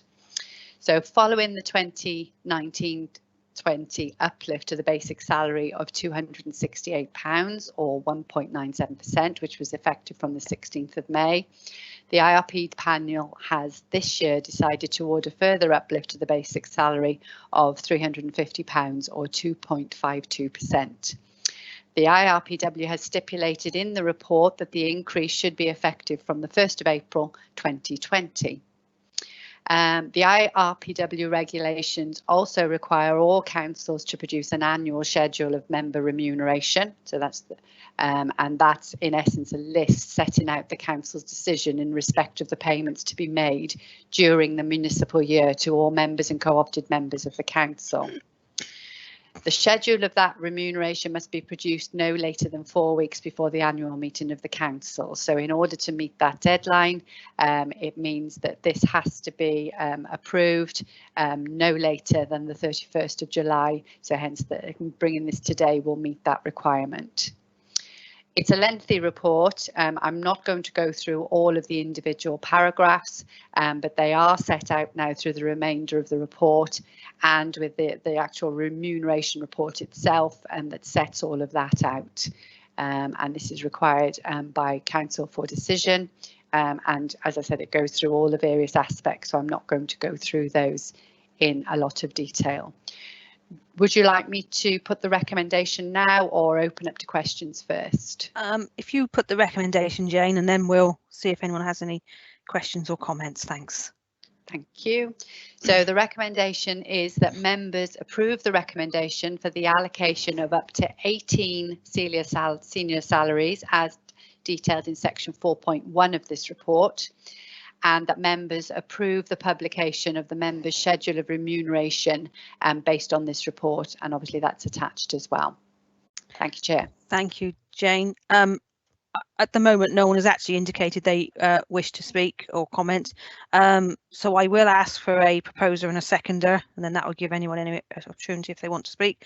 So, I'll move, Chair. Thank you, Councillor Mike, and a seconder, please.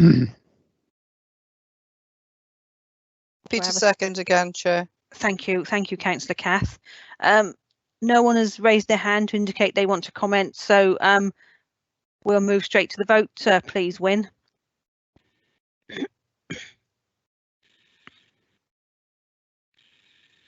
Right, there you are, members. The vote is there in the chat box. Members' salaries, allowance, expenses to approve the recommendations, which we've just heard from Jane. So while everyone who can vote is voting, I'll start my little list again. So we'll go to Councillor Emir first. For. No. Yeah, thank you, Councillor Emir. We got that. Councillor Clare. Abstain, Chair. Thank you. Councillor David Jones. You there, David? We'll move on then. We'll come back to David. I think there's just a lag on the line there. So, Councillor David Evans. For, Chairman. Thank you. Councillor Rosemary. For, Chairman. Thank you. So we have Councillor Karen that I'm not sure which way. Are you voting? Have you done the online voting? Councillor Karen, have you voted? We'll double check that in a moment. Councillor Kath has raised her hand, so I'll just go on, Kath. When Win can he just check that mine is accepted, because it did something silly this time. I think it's been accepted, but if not, I am for. Thank you, Councillor Kath. We'll double check now as Win think. Councillor Karen, have you voted? Yes, Chair. Just did now with the for, Chair. That's fine. Thank you. As long as you've done it on the thing, that's fine. Yeah. Thank you. Has everyone else managed to vote? David Jones. I didn't go back to Councillor David Jones. Yeah, I voted, Chairman. I was slow unmuting though. No, that's fine. You've done it online. That's fine. Councillor, I can confirm, Chair, that Councillor Kath and Councillor Karen have voted. So that's all right. Yeah, thank you. Councillor Martin and Councillor Gath, Councillor Angela had a bit of trouble earlier, but I think they're all okay now. All okay, and all okay. I am. Thank you, Martin. Yes, fine. Thank you. And there was just Jeremy. Councillor Jeremy, have you voted this time? Thank you.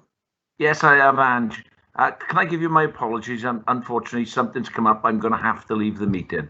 Thank you. Thank you, Councillor Jeremy, for letting us know. Thank you ever so much. Thank you. So when do we have a... We do, Chair. Yep, getting there. Bear with me just 2 seconds. So it's 58 votes for, 1 against, 5 abstentions, Chair. Thank you. Thank you, members. So the recommendation is approved. We move on now to item number 12 on the agenda, which is a recommendation from the Democratic Services Committee. So there is a report, so I'll hand over to Councillor Elwyn if he wants to, as the Chair of Democratic Services Committee. Thank you, Chair. Yes, this is fairly straightforward, hopefully. As you will recall, last autumn we had a discussion about the ability to ask questions at any time to portfolio holders and officers. We trialled that during last calendar year, up to March. And basically the consensus opinion, having taken a review, is that it worked well by all, and hence the recommendation today in front of you is that approach is embedded in the Constitution and the relevant amendments done, with a further review to be undertaken in 12 months' time. Thank you, Chair. Thank you. Thank you, Councillor Elwyn. Is there any members that want to comment? No. So I've got a proposal from, it's okay, sorry, I should just give you a moment because we didn't have the chat box online. So if anyone does want to comment on it, please feel free to raise your hand now. Thank you, members. So we have a recommendation proposal from Councillor Elwyn. Can I have a seconder for the proposal, please? I'll second it. Sorry, I've got that. That literally was in uniformed echoing. Sorry. Councillor Les. Thank you, Councillor Les. There were several people that spoke at the same time. So I've got a proposal and a seconder, but Councillor Emily would like to comment. Councillor Emily. Oh, can you hear me, Councillor? We can. I'm really sorry. I didn't mean to raise my hand. Sorry. Oh, you're fine. No, it's okay. No problem. Okay. Thank you ever so much. We've all done that, I think. Certainly I have. So there's no comments. We'll move straight to the vote then. If that's okay. Chair? Yes. Councillor Edwin Roderick here. I'm very, very sorry. My line went totally dead. I didn't hear what Councillor Elwyn had to say. Right. So it's the recommendation that's at the bottom of page 281 in your papers in your pack of papers, and the recommendation is regarding formal questions at any time to portfolio holders and heads of service be adopted with questions at full council remaining. The constitution be amended as set out in Appendix 3 of the report, and there should be a further review in 12 months' time, and this is all to do with the questions at any time. Okay, thank you. Thank you. So the votes there, members, you can see that, hopefully, or most of you can. And I'll start my little list while everyone's voting, shall I? Councillor Emir. Are you there, Councillor Emir? Hopefully, you're still with us. There. For. Thank you. I could hear you. Yeah, I can hear you joining. Thank you. Councillor Clare. Sorry, Chair, mine's still not working. I vote for. Thank you. Councillor David Jones, are you working now? Yeah, I voted, Chairman. Lovely. Thanks. So I'm going to knock you off my list unless you shout at me, okay, for next time. Councillor David Evans. For. Thank you. Councillor Rosemary. For, Chair. Thank you. Councillor Ange, have you voted? Councillor Ange, are you working now? If you're not answering, sorry, yes, but I can't work my finger. Yes, no, thank you. That's fine. I'm going to take you off the list, and you just shout if you can't vote. I'm going to. You're obviously where we seem to be working now. Okay. And Councillor Karen, have you voted? Thank you. Thanks, yes, Ange. I have voted for, Chair. Yes, thank you. Yeah. So I'm going to take you off now, Karen, and you can vote electronically, but shout if you've got a problem. Thank you, Chair. And I think that's it, because I think everyone else has managed to vote, I think. Shout at me now if you're having a problem. Otherwise, I'll just go to those few people I mentioned last time. Chair, there was Gareth Morgan and Jeremy, who I think's left. Jeremy's left, so that's yeah. fine. I voted, Chair. Thank you. Great. Lovely. I think it's just if the internet connection dips occasionally, perhaps it's the trouble, I think. So we seem to have it on track apart from just those couple, which we know about. So, members, I think that's okay. Win. 62 for, Chair. Nobody against and no abstentions. Lovely. Thank you ever so much. We'll move on because there is a second part of the Democratic Services paper, isn't there, Councillor Elwyn?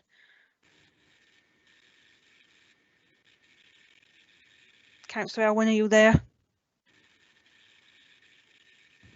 Bear with me. That's all right, don't worry. So on page 283 and 284, there is a second recommendation. I don't know if there's anything you want to say. Chair, I think that was the paper that actually went to the Democratic Services Committee itself as an appendix. Okay, I apologise, sorry. Good, thank you. Thank you. Sorry, that's my fault. I'm trying to get in extra votes, look. I'm just trying to make work for myself, aren't I? Right, thank you, members. That's part of the agenda dealt with. So we'll move on now to item number 13, which is information from Clive. Thank you, Chair. Thank you, members.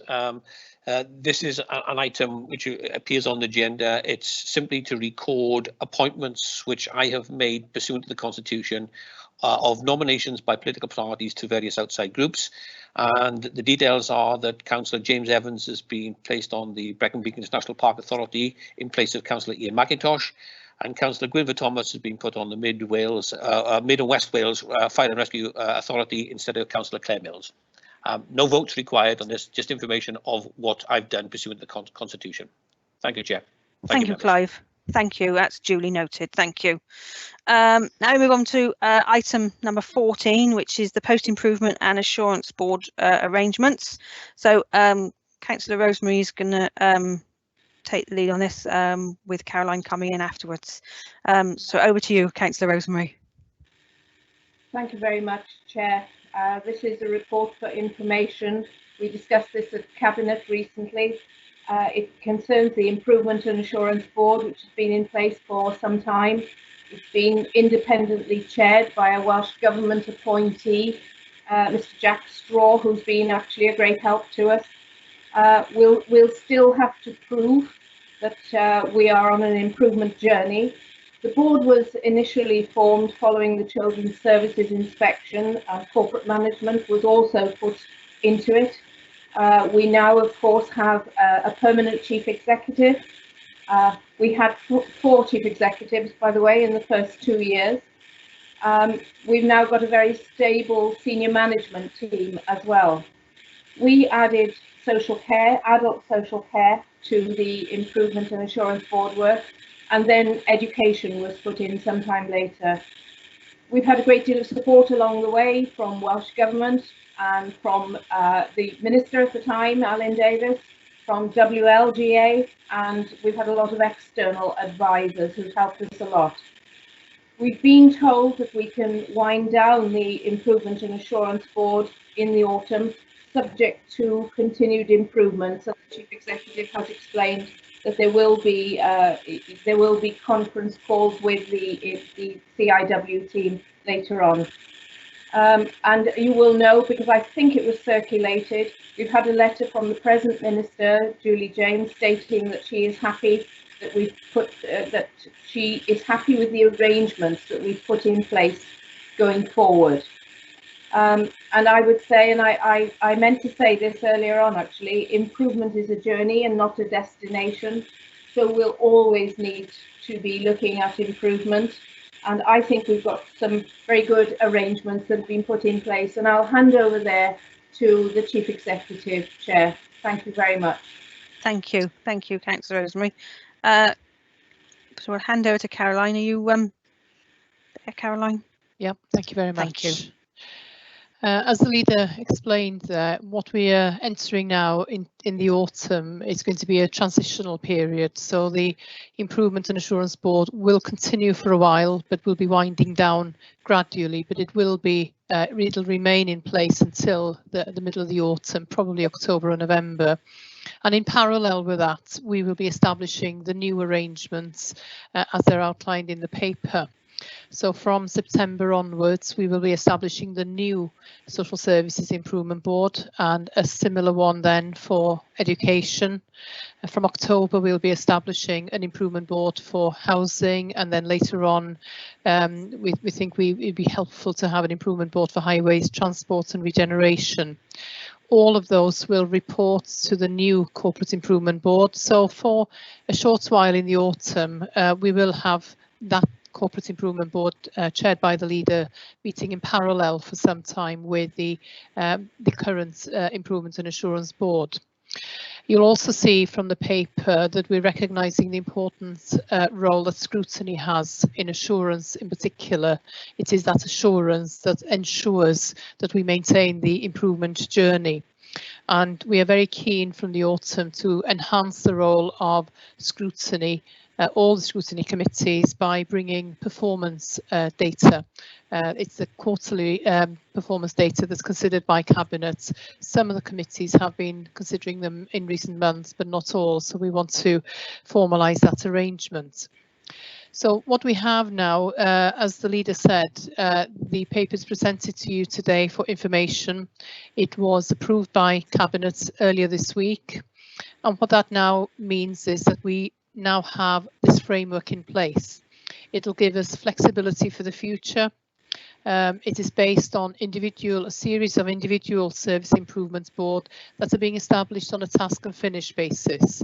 And as soon as we are satisfied that the improvements have been made, embedded and are sustainable, we will then be able to close them down at an appropriate time. But it also provides us with a framework if we identify specific services or specific service areas that we believe needs attention. It provides that framework for us to establish new boards as necessary. So it's an important step for us to now be able to set up our own arrangements. And I think the framework we've got here is going to be robust for the future. Thank you, Caroline. I can see that Councillor Matthew has indicated he'd like to speak. So, Councillor Matthew, over to you. Thank you, Chair. I think it'd be remiss not to note the journey that the council's been on in terms of corporate improvement, particularly around some of our services that have been criticised, and clearly it's a good thing that the council is able to take more of a control in terms of its overview and scrutiny of those services. So I put on record, my thanks and gratitude for the work that's gone in to get us to where we're at over what is actually quite a short period of time. So that's good news for the council, but most importantly for our citizens. However, I just want to pick on a couple of issues in the proposals, if I may, in relation to what I can hear a lot of cracking on the line. Yeah, sorry, I was just gonna. Someone's not muted. I'm not sure who it is. Hang on, no problem. Councillor Matthew, and we'll just make sure everyone's muted. Yeah. That's it. It's quiet now. Okay, thank you, members. Thanks, Chair. And I just wanted to sort of focus on one of the comments that was in the cover paper, which highlighted that in the March 2020 report that was produced, it recommended a continuation of the cross-party and scrutiny work that had gone into the improvement board. Now, clearly through that work, we've been able to build a consensus and all focus on a shared outcome and goal, which I think is really constructive and really positive for the council. But I do feel as if that was lacking in some of the proposals. Although it was referenced as something that should continue and a recommendation that could continue, I didn't really get the sense that there was a real focus or ambition to sustain that cross-party consensus building and some of that scrutiny function going forward. And I think that's a real shame if we lose sight of that, because I think it's helped drive some of the improvements and ensure that all members are sighted on and working towards the same outcome. So I wonder whether we can have some further comment about that. I'm personally really pleased to see the council using a task and finish strategy. I think task and finish groups have a really valuable purpose, and it enables the organisation to flex and do what it needs to focus on in order to drive outcomes and look at specific areas of concern. So task and finish is something I'm really supportive of. I'm also really keen to see that the council's actively looking at using peer support from external partners like the WLGA. I think that's really beneficial for a council. I think it's a big statement of intent that we're prepared to learn and we're prepared to work with others to drive change, and that's really important for an organisation like ours to note. I just want to focus in on scrutiny and something the Chief Executive said. We're already able to look at performance data, so I don't in itself think that bringing performance data to scrutiny is going to enhance the scrutiny role. I think we need something more than that, and I think we need a bigger commitment than that. I've looked at the document and the governance arrangements that are proposed in the strategy that came with the agenda, and I can see from the visual diagrams that you're proposing that scrutiny and performance management runs all around these two new work streams or boards. I think that's probably just a visual nod. I want to see more detail about how these boards are going to be accountable to scrutiny, when I can expect to see them at scrutiny, and I accept that there'll be work to do in putting forward a work programme, etc. But I think we need some clear assurances in terms of corporate governance about what scrutiny can expect and what scrutiny's role should be in challenging and overseeing what these boards are doing, so that we can retain some of that accountability and some of that dialogue between the executive and the scrutiny function. I'll leave it there, Chair. Thanks very much. Thank you, Councillor Matthew. Councillor Rosemary, I think would like to just respond. Thank you, Madam Chair, and thank you, Councillor Matthew, for your comments. As far as I'm concerned, everything will be on the table for scrutiny to look at.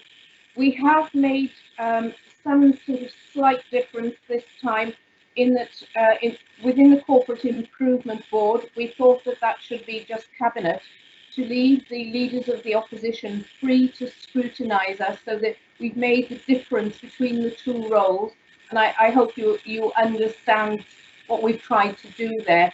I'd be very happy to continue the conversation on this, because you've been a major contributor along the way.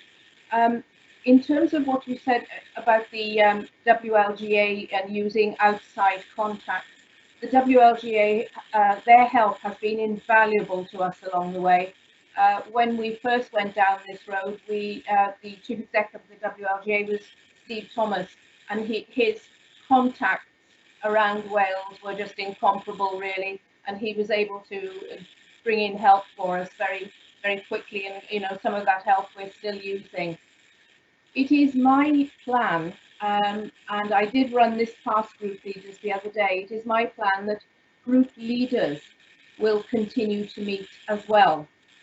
So anything that we are doing within improvement and assurance can also be shared with them. I don't know whether that's satisfactory, but happy to continue the conversation really about scrutiny. I don't know whether the Chief Exec would like to come in as well. Yes, thank you very much, Leader. No, I mean, certainly the the role envisaged and outlined for scrutiny here is much wider than just looking at performance indicators. I think the way data has been brought to scrutiny has varied over the past year, but the role is much wider than that and is outlined here, having a wider role for scrutiny, not just in terms of scrutinising and seeking assurance on improvements, but also there are references here to making sure that we properly align scrutiny with the transformation programme as well. So it is much wider than just looking at data, and those are conversations we need to have as we move forward. We need to be discussing with the scrutiny chairs what to bring at the right time in terms of the improvement journey, but also in terms of transformation programs. And I think some of that has already started, but we just need to formalise to make sure that scrutiny has that enhanced role. The group leader's role is important here as well. That is something that's worked very well in recent months in terms of having a forum for discussing any issues quite quickly, really. So the paper does also recognise that we wish that to continue. And I'm glad that Councillor Matthew picked up on the independent members. That's a really important element, and we are looking for an element of continuity there as well, so that we appoint people who are familiar with our recent improvement journey and can continue on that journey with us. Thank you both. We'll move on now to Councillor Stephen. You'd indicated next. Thank you, Chair. Very pleased to hear some of the comments of particularly Councillor Rosemary, but also the Chief Executive, because I feel that one of the things where we have gained considerably over the last few years is in the maturity of the way that administration and opposition groups have worked on the challenges which faced us. It's just about 3 years since the report on children's services hit our desks. And we spent a little time floundering around trying to talk about scapegoats. And it was a while before we realised that as a council, we really had to pull together on this. And I would like to say for my part that I think the leaders of opposition groups have played a mature and sensible part enabling us to get where we are today. So I think that lessons there that we would not want to lose for the future. We probably are a more political council now than we've ever been, but at the same time, I think maybe we've learnt when it is appropriate to unleash the political differences and when it's appropriate to work together. I'm also very pleased that we're acknowledging the support we've had from the WLGA and other sources.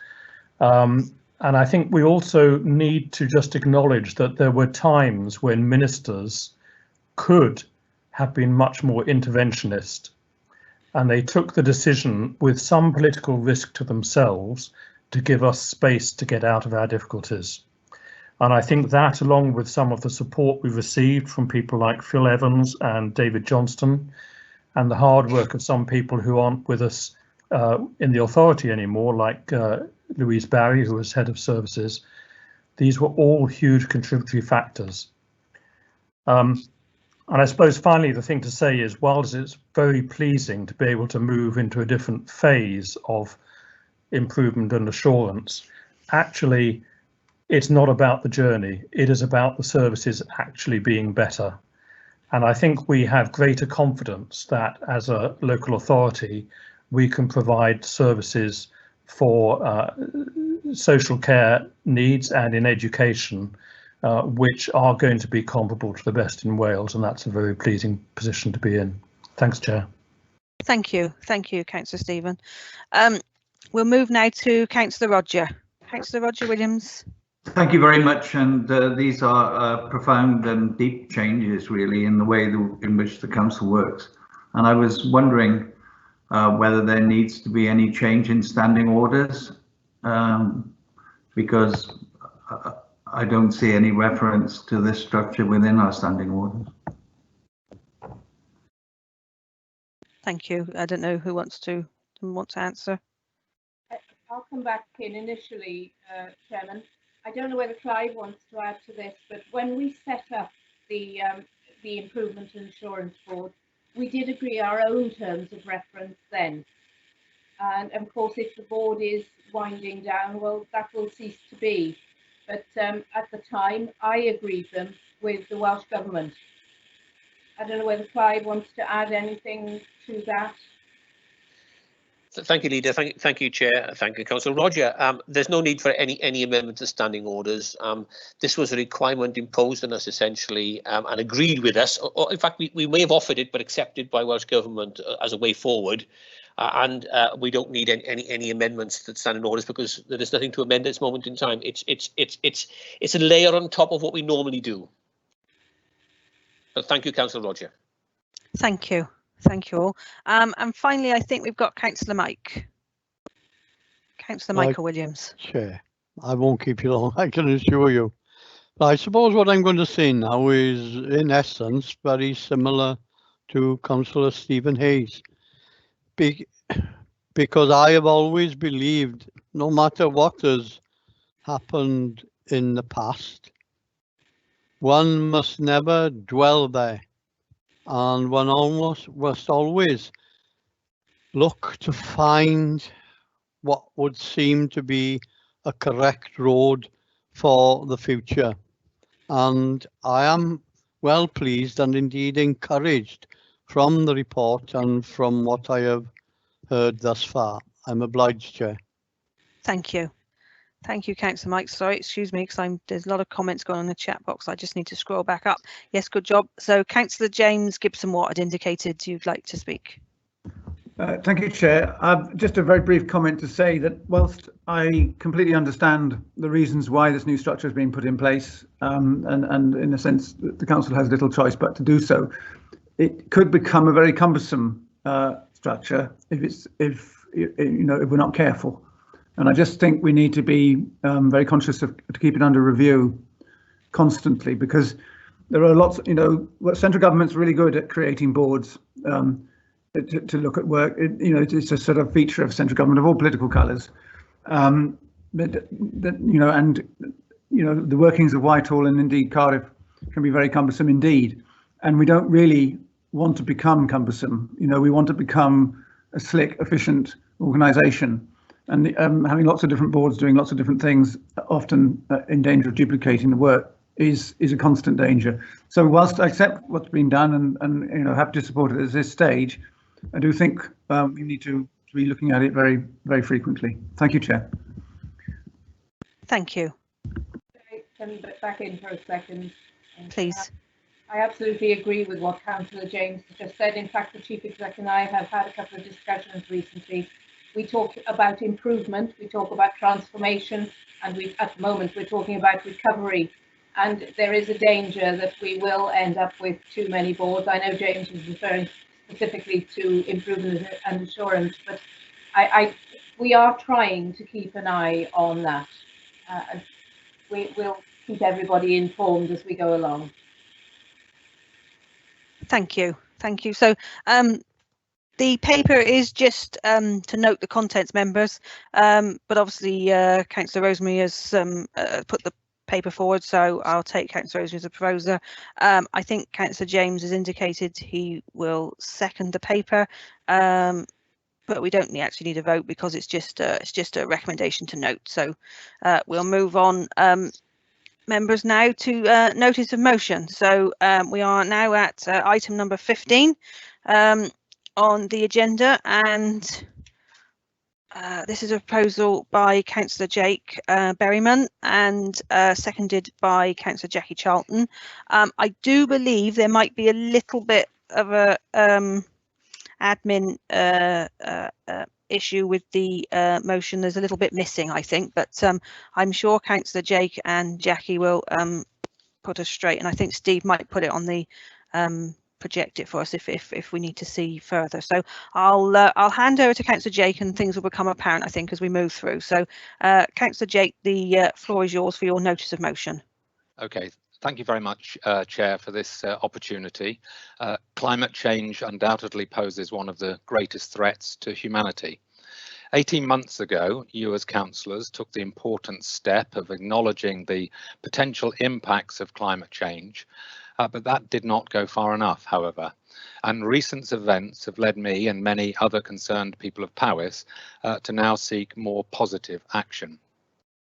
On the 30th of January this year, one of Powys's environmental groups, of which there are many, wrote to the leader, Councillor Rosemary, and all of us, applauding the original motion put by Councillor Elwyn back in January of 2019, but expressed concern that it was watered down before it was passed and that little or no progress has been evident since.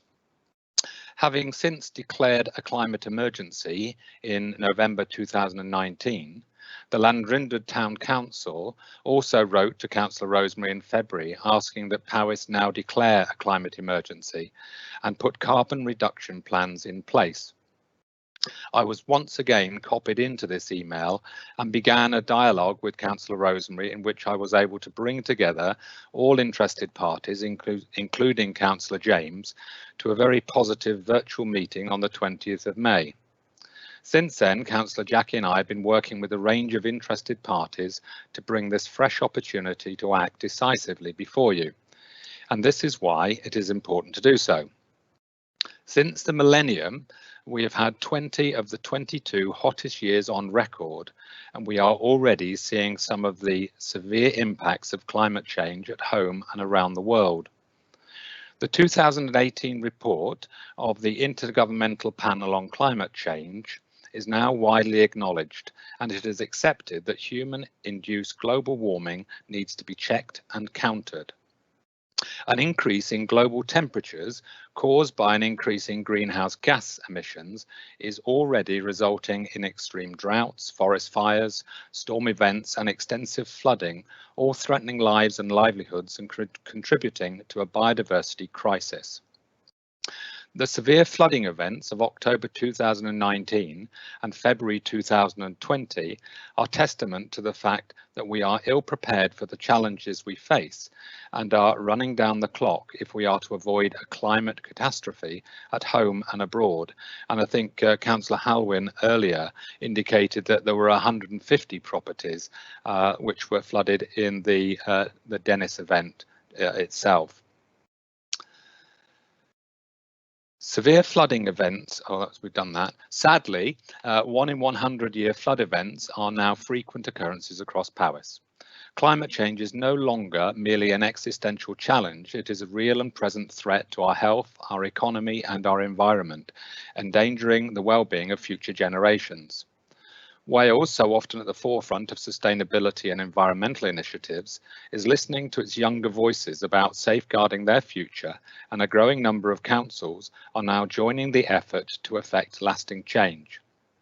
I think at last count there were almost 70% of all councils in Britain that had now declared a climate emergency. If the COVID-19 emergency has shown us one thing, it is that we can work differently. It would be irresponsible of us now as decision makers if we did not make a clear statement that there must be a new normal as we build a better future. Time is right for us as councillors and Powys County Council to lead by example, showing that a low carbon world is not only possible but essential and desirable. A Powys that is clear and confident about supporting and promoting cleaner, greener, more resilient, self-reliant and self-sustaining communities as envisaged in the Wellbeing of Future Generations Act 2015. By declaring a climate emergency, councils across the UK are demonstrating their collective leadership and signifying the urgency which they place on tackling climate change and decarbonising the economy as required by the Environment Wales Act 2016. Let's be clear, this is not just about stopping or doing less of everything we do now. It is about doing things differently, changing behaviours and seeking different benefits and outcomes. By, for example, stimulating economic growth through green energy saving measures and home improvements and forging new energy supply chains right here in Powys. By supporting the local electricity bill, the Council can deliver one specific action which helps remove the barriers to local energy supply, assisting communities to find innovative ways to reduce their carbon footprint and invest in and support their own community facilities. Faye Jones MP is already committed to backing the bill, whilst Powys has the opportunity to kickstart a local energy revolution and lead by example, utilising its farm estate to become a local renewable electricity provider, reducing its carbon footprint once and for all, and whilst distributing the economic benefits to local communities perpetually. This is why, with the backing of Powys environmental groups, we are asking the Council to do 5 things. And this is where I think there were only 2 on the list.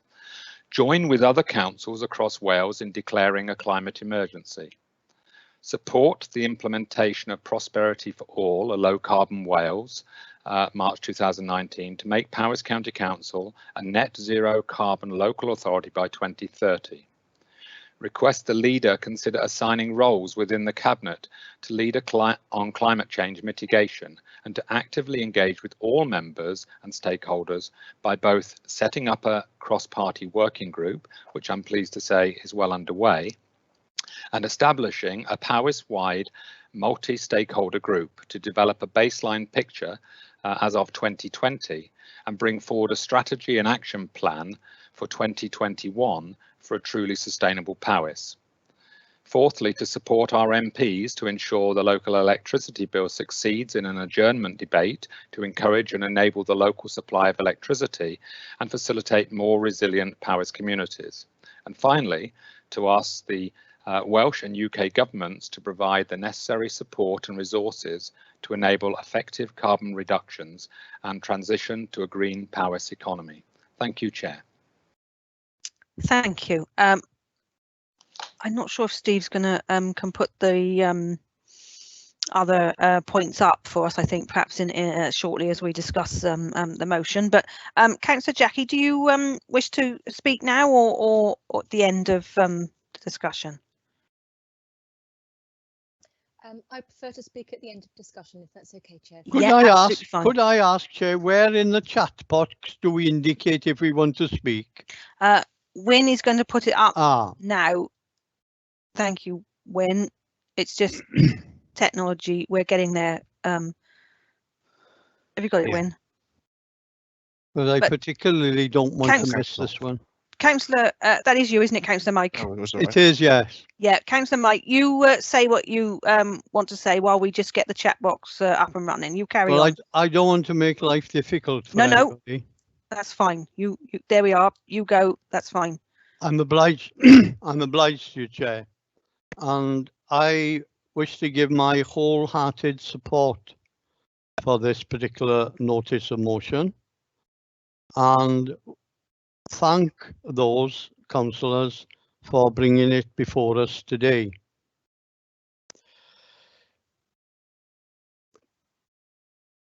As the world stands now, I equate it to mankind moving along on the edge of a cliff. And a step the wrong side of that cliff will take us to a place where we will never revive from. We must ensure that this generation, we must ensure that there is a bright and robust, meaningful future for our young people of today and indeed for generations to come. Just let me remind members, if members want to be reminded, regarding councils resolving to declare a climate emergency.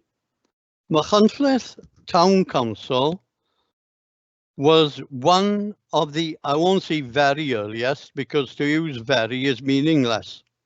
They were, Machynlleth Town Council were among the earlier councils across the United Kingdom to declare such an emergency. And indeed, we're the first in Wales. Following that, a number of a very active organisation was formed with a total thrust to bring to the notice of whomsoever the importance of this particular matter that should be of the highest standing in today's world with us and wherever else. Two organisations again are very active in the Machynlleth area, that is Eco-Dyfi and the Dyfi Biosphere. And insofar as the local energy clubs, from my understanding, I know we have one for certain, and I believe that we have two. The two being Crickhowell and Machynlleth. So I give it this notice of motion, I give my complete support, because as I said earlier on, we must ensure a meaningful future for unborn generations. I'm obliged to you, Chair. Thank you, Councillor Mike. Councillor Emily has raised her hand. Are you able to speak, Councillor Emily? Yes, hello. Thank you, Chair. Lovely. I want to surprise, wholeheartedly support my colleagues, and I'm really grateful that they brought this motion forward today. I just wanted to, to press the point that we are in the middle of a terrible, terrible crisis, the coronavirus pandemic, and it has devastated economies across the globe. But it's really, really fantastic to see that not just our council, but governments across the world are also bringing up the climate crisis as equal to the COVID crisis. And of course, we've been dealing with it for a lot longer, and it's going to be a lot harder to overcome. And so we need motions like this because we need a green recovery to the coronavirus pandemic. We need a green recovery and we need a just recovery. It's obvious how climate change fits into the green category, but we also need a just recovery. And according to, I can't remember the name of the journal, let me just quote it so that I'm not saying something that's, the Environmental Research Letters Journal released a report that shows that the UK is more responsible for global warming historic emissions than any other country. And that's mostly down to our historic use of coal. And of course, we can't all personally get really upset about personal responsibility involved in that, because it doesn't really get us anywhere. But what we can do is do absolutely everything we can to bring us closer to some sort of justice, because there are an awful lot of people suffering climate change already across the globe. But we, in our comfortable homes, well, somewhat comfortable homes, can do everything that we possibly can to bring some fairness to the future. And I'm really, really heartened that before I put my hand up to speak, I quickly Googled how long does carbon dioxide stay in the atmosphere, because I couldn't remember. Anyway, it's 300 to 1,000 years, which is huge, of course. But I only had to type how long into Google, and the first thing that came up was, does carbon dioxide stay in the atmosphere? And I thought, brilliant, this is something that everybody's thinking about and everybody cares about. So I'm sure that there'll be a huge amount of support for this motion, and thanks again, and I'll be quiet now so we can get on with the business. Thank you, Councillor Emily. I'm glad you were able to join in with us, so thank you. Councillor Karen, you'd indicated to speak next.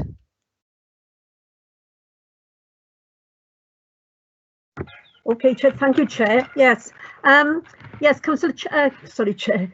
I would like to support this motion and actually endorse exactly what my fellow group member, Councillor Michael, has said.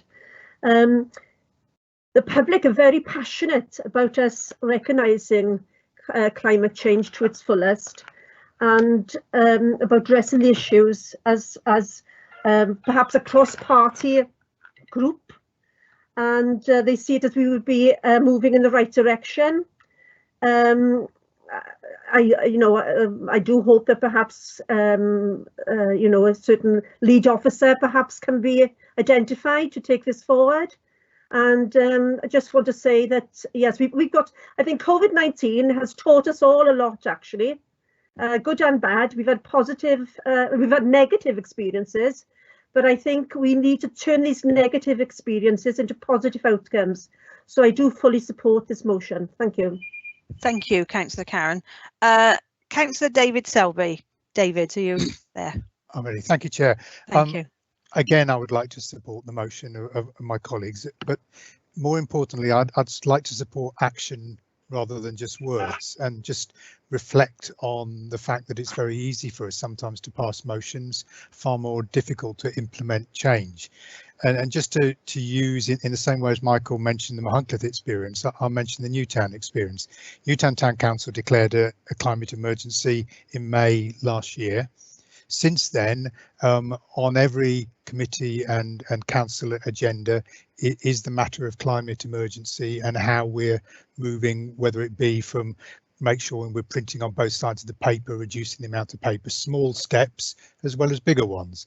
And in particular, I'd like to say that Newtown Town Council welcomed a delivery of electric van a couple of weeks ago, the first, I believe, in Newtown to act in this way, and we need as a council in Powys to set an example, to do some of the difficult things ourselves. And yes, we need a committee to monitor it, but we need to make sure that throughout the council we're seeking ways in which we can help the climate and help our county around us. And I finished by saying, after a brief comment, that Powys must take full advantage of its natural resources.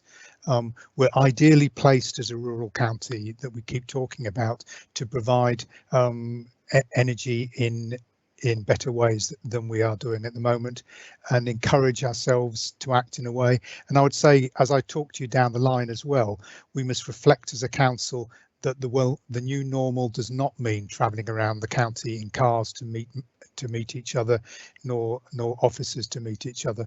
We must take full advantage of what this terrible pandemic has taught us. With that, I support the motion. Thank you, Councillor David. Councillor Dye is next. You there, Councillor Dye? Yes, thank you, Chair. Just unmuting my microphone. Thank you. At first, I was having reservations about this, but I hadn't got numbers 3, 4, and 5, which Councillor Jake mentioned. I would like to see them again, because the last thing he said about was something along the lines of applying to Welsh Government to help fund this thing. What was worrying me about all this was if we did declare an emergency and go 100% at it, it would cost a lot of money, which we haven't got in Powys. I would suggest that his 5th amendment, I can't remember what he said, and I haven't got a copy in front of me, should be the most important one. And if we are successful in getting funds from Welsh Government to do this, then fine, I'd be 100% behind it. Thank you, Chair. Yeah, thank you, Councillor Dye. I think Steve and Wynne, we're going to try and put them on the screen. So I think at some point we'll sort that out while the debate still carries on. So thank you, Steve. We can see the your screen, but we can't see the motion yet. But we'll keep going. So Councillor James Evans would like to speak. James. Thank you, Chair. I wanted to come in on this because it's part of my cabinet portfolio, which I lead on. And just be clear, I don't think anyone in our virtual chamber here disagrees that climate change is one of the biggest issues that is facing the modern society. But in my personal opinion, declaring a climate emergency today is not the answer and isn't going to solve the problem. My personal view is we've already got a working group and a date in the diary set up now, which is cross-party. I know the proposer of this motion is on that group. What I would personally like to have seen, Chair, is that group could have gone away, met, and come up with some fully costed proposals on how we're going to fund changes to perhaps infrastructure, to the way we work, so we can bring those proposals back to full council to make an informed decision, because what we seem to be doing now is making the decision on the hoof without no understanding of how much it is actually going to cost us. I know there's a mention here about the local electricity bill. That's a bill in the Westminster Parliament which is going through at the moment, and I think we shouldn't be commenting on things which we can't control. That should be left to our elected representatives in Westminster to decide, and I've always been very clear on that. But I do want to say, Chair, we've got a cross-party group. I would much prefer if this motion was put back, that group can discuss that and come back with proposals to put before this council, which are fully costed, and whether we've got funding to implement those changes. But I'm to be honest, Chairman, I would support this motion, but I want to see some details around the finance behind it first. Thank you. Thank you, Councillor James. We move next to Councillor Matthew. Yeah, thank you, Chair. Just briefly wanted to comment on this and you know, commit myself in full to supporting this motion. I think it's one of the most important challenges facing not just this council but the world, and like colleagues have said, I think, you know, we as a council are in a really important and powerful position, and that we can help set the tone, the pace and the standard for the rest of civil society in this county, and others will look to us for a lead on these issues. And it's important that this council takes that responsibility absolutely seriously. And I don't think for 1 minute that declaring a climate emergency will stop the working group from proceeding or bringing forward proposals. In fact, I think it sets the pace that they need to work to, and it's really good to see actually that town and community councils are leading the way on this, and we should get right behind them, because, you know, they're taking a brave step in trying to set the agenda. I think there's evidently more that this council can do. We clearly need the working group to look at, you know, our own carbon footprint as a council. You know, lessons from COVID are really important too. Members have significantly reduced their carbon footprint in that we're not travelling around the county. The same for officers. We're utilising new technology to be able to conduct our business, and we need to take those lessons on board. But as a rural county too, we need to be thinking about sustainable farming and food production and how we can help facilitate some of that and enable it. We've got a massive county farms estate. Councillor Berryman has touched on this in his opening remarks. I think it's really important that we focus on that.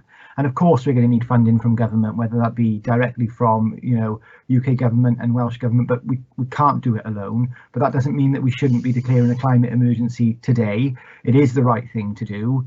As I said earlier, civil society will look to us for leadership, and now is that time. Thank you, Chair. Thank you, Councillor Matthew. Now we've got Councillor Gareth Morgan. Thank you, Gareth.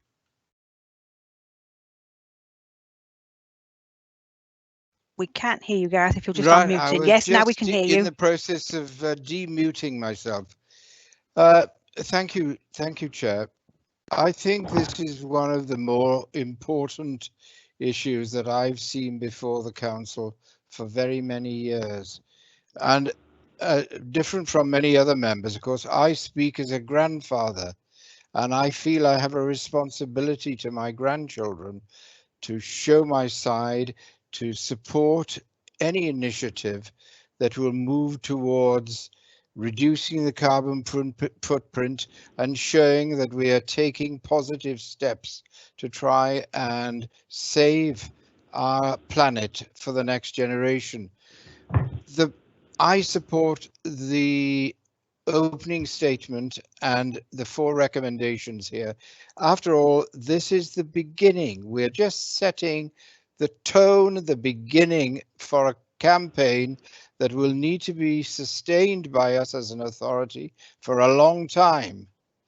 And it's so important, I think, that at this level of local government, that local authorities should be bringing forward a campaign and pressing central government.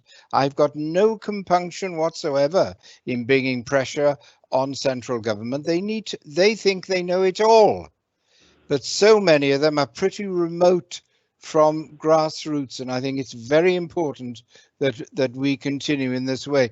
I'm alarmed to hear only recently that the future of the borough scheme in Swansea is now even more in doubt due to planning concerns. You know, that scheme should have been taken forward years ago, and I think it's important that we, by our actions, would be supporting the general tenure of the ambitions of local government by supporting this resolution today. I'm pleased to say that my local town council is very much in favour of the concept of this resolution, and has even prepared a fairly straightforward but simple action plan whereby it's proposing to support these ambitions in the future. In short, those are my remarks. I hope we can carry this forward today, because it is so important, not only for us, but for future generations. Thank you, Chair. Thank you, Councillor Gareth. We've got 3 more speakers, and then I'm going to go back to Jackie and Jake then. So it's Councillor Aled next. So Councillor Aled. Thank you, Chair. Nobody can disagree with the objectives of this motion. We clearly have a huge issue for Powys, for Wales, for the country. But I want to see detailed actions more so than just declarations. As Powys County Council, we are about to build some passive houses in Cliro. A large contract will be awarded very soon. And we already have a 10-year capital programme which will take us through to 2030. But to make all our council housing stock, over 5,000 houses, carbon neutral, would take huge resource. So I want to see a detailed plan of action rather than the declaration that we will be carbon neutral within 10 years. Our current capital programme spans 10 years, and it would have to be changed substantially, with huge resources being poured into that capital programme. So I am concerned about the affordability. We can knock on the doors of Welsh Government and central government for support in this, but I would support Councillor James Emmons's proposal that we take it to that group that has already been set up and try and get some detailed actions of what our council can, what our actions our council can take before we come back and then discuss it again. Thank you, Chair. Thank you, Councillor Aled. We'll move on now to Councillor Amanda. You there, Amanda? Yeah, Chair. Thank you. I just been listening to the debate, and I'm conscious that from discussions with colleagues as well, that some people do have concerns about some of the cost implications that this could have. However, there's many within my group that I know fully support the sentiments of this motion. I feel particularly strong about air quality. In my patch, we are looking at an incinerator coming, and so I've been working with Welsh Government and with my colleagues in the Welsh Parliament to call for a moratorium on incinerators, for example. So absolutely feel strongly about the sentiment here. Also, there's a few of us on this cross-party working group that James and Aled have mentioned, including Councillor Jake, who's brought this motion today. So I'm just querying really whether one thing that maybe we could do following us meeting in that group, which I think is due to happen in August, is maybe bring back to council maybe a cross-party motion where we have some actual things of substance that we can do as a council, and I'm sure we've all got lots to add to this discussion with how we've changed our behaviour during this COVID period with remote working. So that's just really a comment with a thought. I think it's possibly a query for Clive really, whether Aled's and Councillor James's suggestion is possible to to defer it to defer the motion to go to the cross-party committee. Is that something that could be considered? Because I wouldn't want to see the sentiment of this motion lost if the motion was voted down. I would want it to be continued with something that we could bring back, if that's possible. I think, Clive, are you able to come in there, or? Thank you, Chair. I didn't really think that Councillor James was actually making a proposal or putting forward a motion. If he is proposing a motion, it is possible under the Constitution to refer motions such as this to another party, to another committee or body or individual. But that in itself will be a motion without notice, and that's acceptable under the Constitution. But the motion without notice has to come from Councillor James, which he hasn't done so far, I don't think, and has to be seconded, and there'll be a vote on that motion. So I hope I've explained the situation, but I didn't think that Councillor James put forward a motion. Does it? Sorry, Clive. Does it have to go from Councillor James? Can it come from anyone? It can come from anyone, of course. Just because I don't want this. I don't want the sentiment of this motion to be lost, and I suspect it may be. So I'm just wondering whether the best thing to do would be to try and do that, and then I could propose it, and someone could maybe second it. Anybody can put forward a motion of that type without notice, Councillor Jenner. I suspect that what you might want to do is reserve your position until the end of the debate, and then decide which is the best way forward. Okay, sure, I'll do that then. Thank you. Sorry, I've lost the thread now, because the 5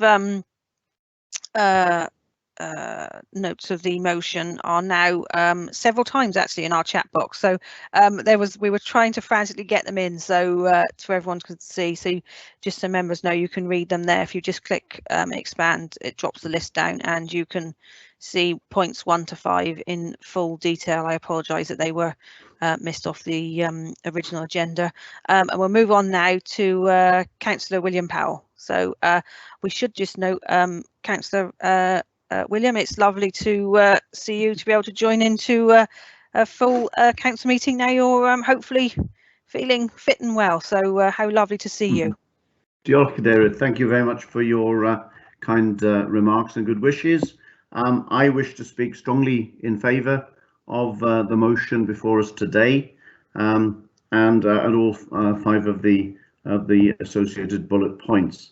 I think it's first of all really important to realise that, in the words of Sophie Howard at an event last week, the Future Generations Commissioner, COVID, for all its horror and its impact, is in some ways a dress rehearsal for the effects that climate change could have, and it is really important and to be celebrated that this authority and authorities throughout Wales have sought to learn lessons, and communities have responded in a way that has really stressed the importance of localism and community resilience. And I think that's something that we need to embed further in our policy in the time to come. I have asked a question to Councillor Hailwyn later on with regard to the issue of how we might set an example in terms of our approach to the speed limit issue, and how we can use perhaps our soft power in that connection. Obviously, we'll come to that a little later.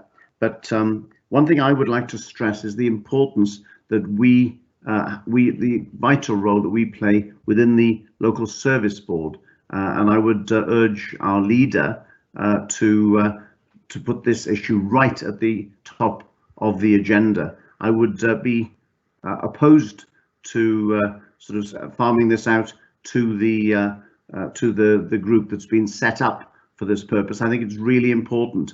It's a very important moral message that we as a council endorse the key points within this motion today, and that we hold both Cabinet, the feet of Cabinet to the fire, but also our representatives in the Welsh Parliament and also in the Westminster Parliament. So it's been a privilege to make just a small contribution now, and I shall be enthusiastically supporting this motion. Diolch yn fawr.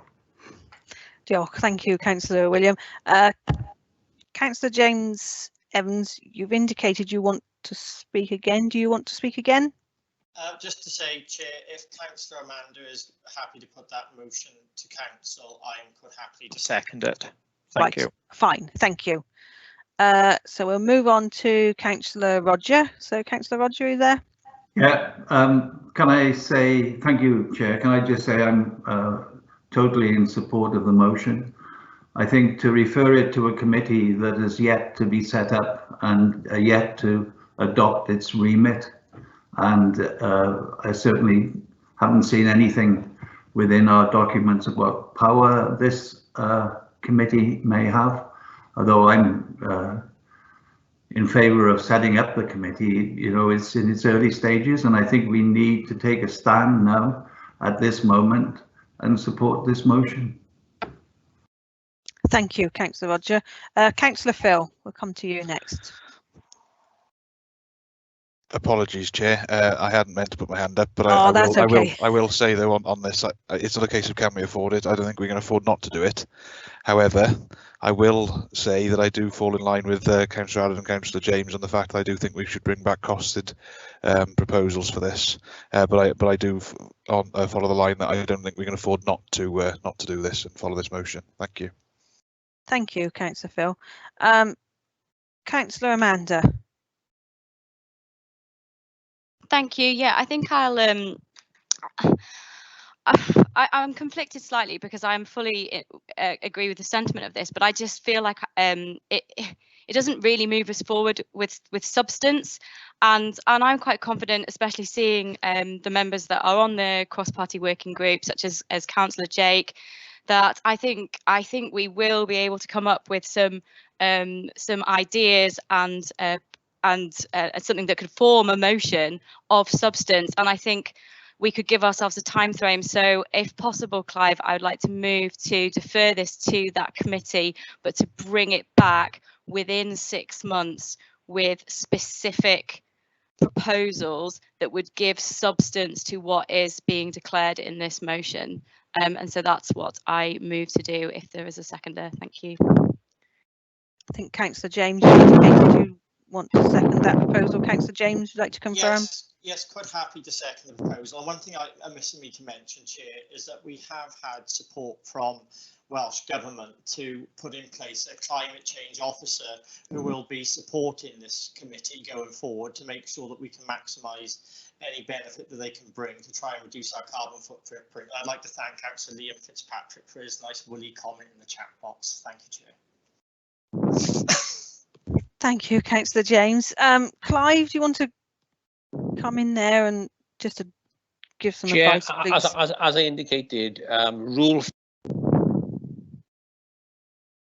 Oh, we've lost you, Clive. I put the video on and I muted myself, Chair. I'm ever so sorry. Sorry, you're members. Okay. As I indicated earlier, the Constitution and Rule 442(4) does allow for motions of this type to be presented without notice, to defer an issue such as that being discussed to another party, another body, another committee, or another individual.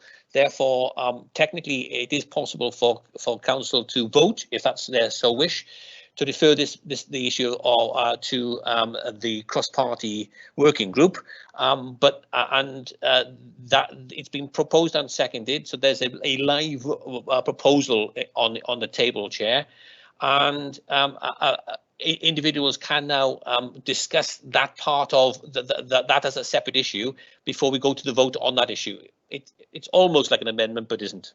Thank you. Sorry, members. It's just that I want to just make sure we get it right. Councillor Jackie, would you like to speak now? Because I'm aware that you haven't actually had your opportunity yet.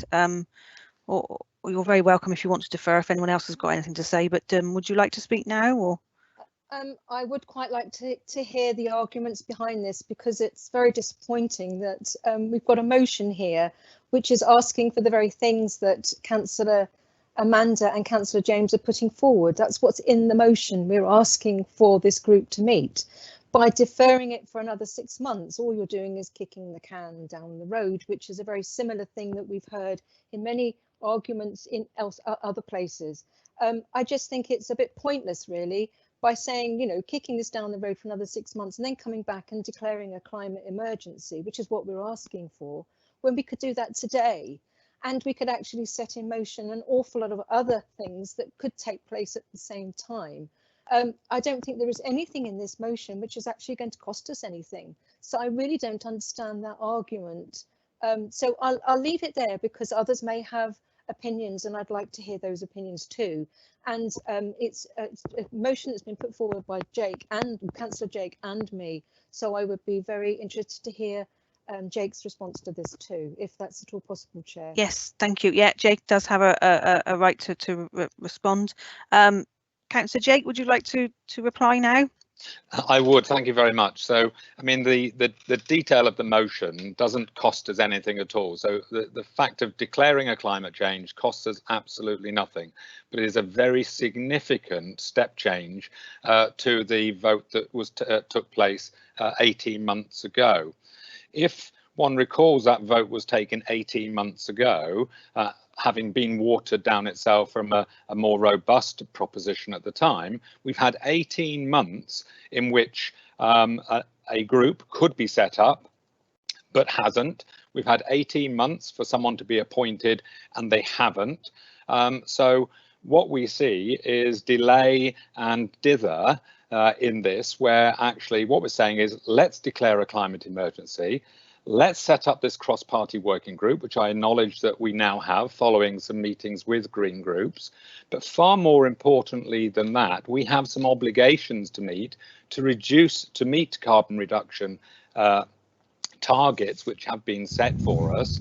And that's, I can understand where people may be concerned there is a cost, but they are obligations on us anyway, with or without this motion. And what we're seeking to do is to work with environmental groups. These bodies have said they will work with us for free, giving their time and energy and expertise to help us. So that's another part of the resolution, to produce a baseline picture. So everything that is being said at the moment about this will cost us that, we haven't costed anything, is actually nonsense, in the sense that you've had 18 months to get a baseline picture, so you know exactly what action plans might be in place. We haven't done it. I'm saying very clearly in the motion that this year, before the end of 2020, we need a clear baseline picture. That costs us nothing. We then need to bring forward a strategy next year with an action plan which would have costed things. So I'm actually in the motion already setting out very clearly, we vote on it today and agree it as a council, we oblige ourselves to bring this back within a time frame. So we don't have to understand what the costs are now. We're doing that together, both as a cross-party group and a multi-stakeholder group across Powys. Bringing in on board all of these groups that various councillors have said are active in their localities to work around their community resilience. We can't do this on our own. This isn't just about Powys doing everything as a council. It's about Powys showing leadership and providing a framework for groups to come in behind us, and indeed for us to come in behind the town councils that are showing leadership there. The elements around the bill asking our MP, Faye has already said that this is what she's going to do. We lose nothing by just saying we want to ask Faye to do this, to support the electricity bill. That costs us nothing. She's already obliging herself to do that. She'll go ahead and do that willingly. And of course, asking for money, that's 0.5, is just common sense. We can't do it on our own. We need the resources to do that. So I think what you actually have, rather than something vague, is something which is very detailed in my 5-point plan, which commits us to action. What you're suggesting is only one of those points and commits us to no action. And what we've had is 18 months of inaction. So I certainly couldn't vote for the amendment. Thank you. I realise that, sorry, Councillor Jay, interrupt you there, but I realise it is almost 5:20 and people are sort of desperately indicating to me that they've got other meetings and community councils they need to get to so shortly, and we've still got quite a few items to go yet, actually, another 2 motions yet. So are we happy that, Councillor Amanda, I'm clear, it's not an amendment. What you're putting forward is a motion to defer the motion. Yeah, to put it to the working group. I can see both sides here, but then I also can see that the actual comments, the actual substance of the motion doesn't actually set out specific things that we need to do, and I think that is why it risks being voted down, and also because I know that, for example, what Councillor Allard has said about the cost implications, and if it's voted down, it's gone, Councillor Jake, and I'm just trying to think of a way of us working together so that we can actually have this as substance. I'm aware that Councillor Allard and Councillor Jackie want to speak, so I'm going to let you speak briefly, and then we need to vote. So Councillor Allard first, then I'll come to Councillor Jackie. Is that okay? Thank you, Chair. It's just point 2 within the motion. It commits the council to be carbon neutral by 2030. That is a huge implications on the council. I can't quite get my head around how it can be done. So and the rest of the motion does not explain how we could get to being carbon neutral by 2030. So you know, the steps mentioned in motion certainly will not do it, but clearly I think more work needs to be done on it, and deferring this and asking the committee to focus on that and then come back to us as a full council so we can make a decision with much better knowledge. Thank you, Leader. Okay, yep, no problem. So Councillor Jackie, if you have just a brief response then, and then we are going to move to a vote, because sorry, Jackie, you're on mute. Sorry. Sorry, I did unmute myself and it's gone mute. I don't know how that happened. Anyway, the only point I was going to make was that I understand exactly what Councillor Allard and Councillor Amanda are trying to say here. But I come back to the same point I made earlier. A motion is about driving something forward. And that's what we're asking. We're asking for something to be driven forward today. And that will allow you, both of you, to be able to discuss those issues and decide how we're going to reach the 2030 target. You can't do that in 6 months and come back and tell us that we're going to reach the target by 2030. It's not going to change in 6 months. Whereas if we start working on it now, then we can proactively get people moving forward. We're not delaying it. And I'm really disappointed that people feel that in 6 months we're going to change this declaration. The declaration will go through in 6 months' time. Why can't it go through now? And that's all I'm going to say. Thank you, Councillor Jackie. So I have a proposal. I just wanted to be clear. So what I've got from Councillor Amanda, seconded by Councillor James, is a proposal to defer the motion. So Clive, do shout at me in case I get any of this wrong, but that we have to vote on that first before we vote on the original motion. I am correct, yes. Chair, it's not technically a deferral, it's a referral. We're referring the issue of climate change to the working group. That's what the Constitution says is possible. Right. And so it's a referral to the issue of climate change to the working group, with a commitment, I think, from suggested by Councillor Jenner, to bring the matter back to council within a specific period, which I didn't quite catch myself, so I didn't know what that period was. 6 months has been mentioned, but I'm not sure if I got that. Yeah, 6 months. Can I just say, this isn't a climate change motion, this is a climate emergency motion.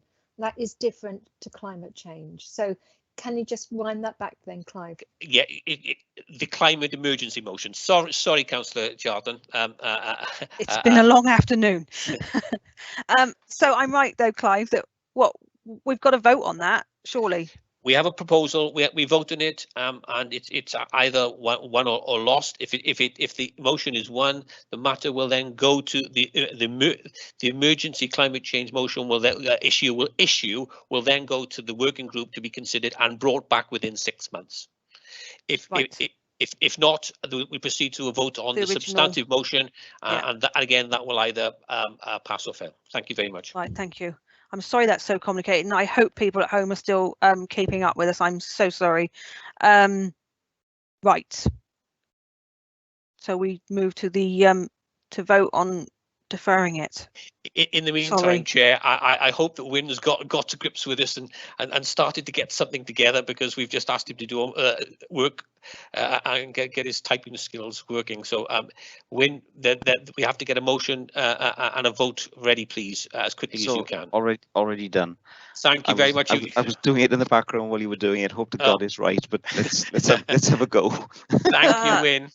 I realise that Councillor Peat, I'm sorry, it's because this box has now moved down and my hand's at the top of, because there's been so much going on in that chat box. So Councillor Peat Roberts, I'm really sorry. I apologise profusely. I've missed you lots. So Councillor Peat, can you just really briefly, 2 minutes? It's my fault because I missed you. I will be as quick as I can. Sorry. Because Jackie and Jake have covered a lot of what I would say. 18 months ago, I was frustrated when we watered down a motion seeking to call a climate emergency not long after Machynlleth did so.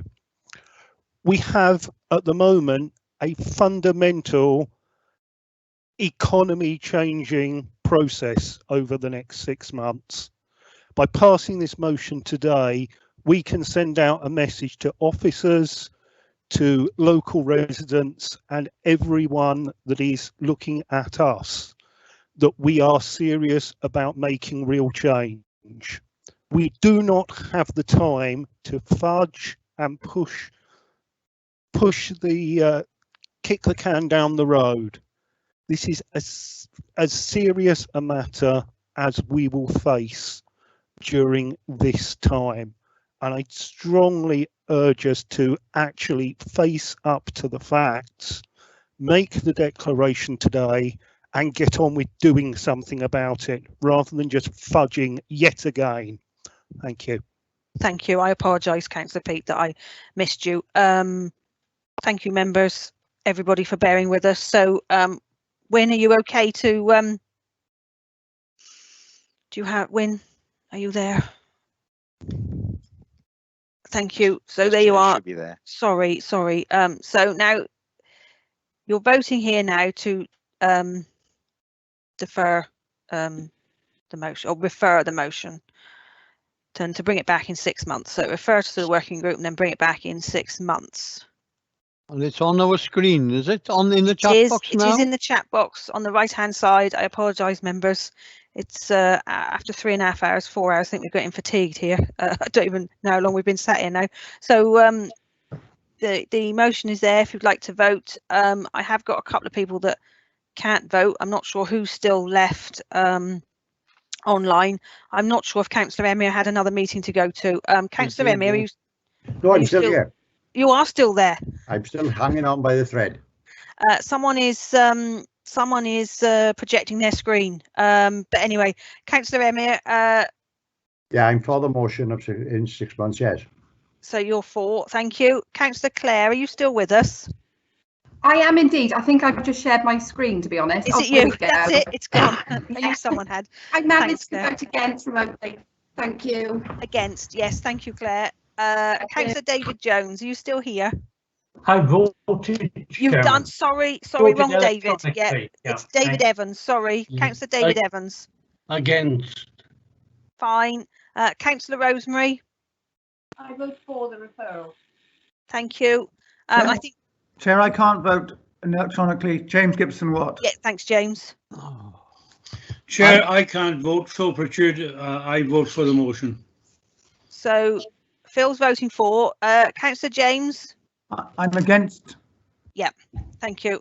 Chair, I can't vote. Sandra Davis. I'm for the motion. Thank you, Councillor Sandra. Thank you. Chair, I want to change my vote because I pressed the button in the wrong spot. How can I do Sorry. that?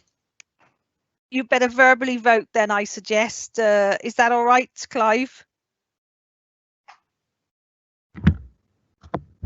Chair. On this one occasion, yes, but you wouldn't be able to do so if we were in the chamber, of course. No, I think that's why I was just double checking, because normally the answer, you know, if you voted, you voted. But I think because, you know, we're all in a process of flux, aren't we?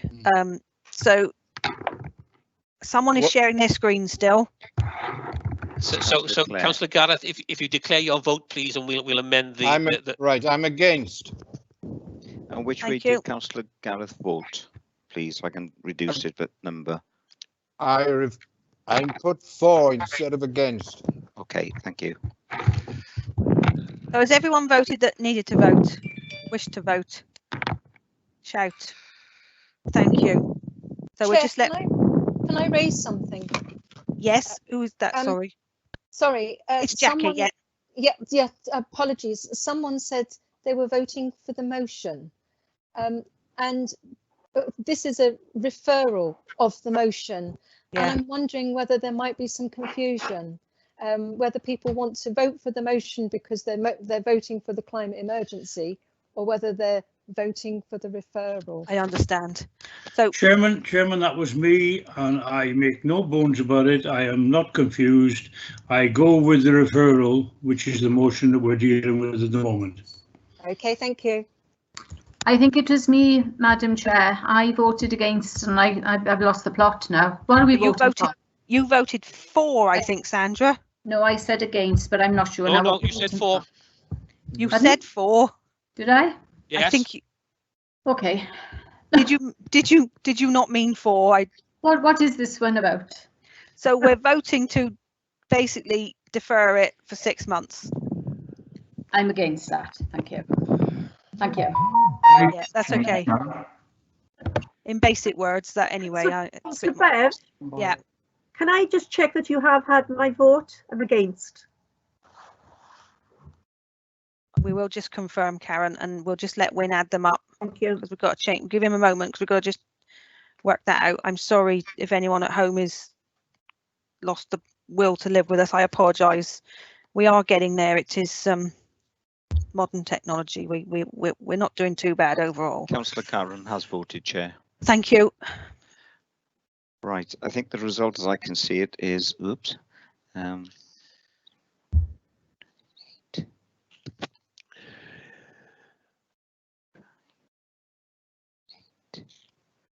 bear with me, Chair.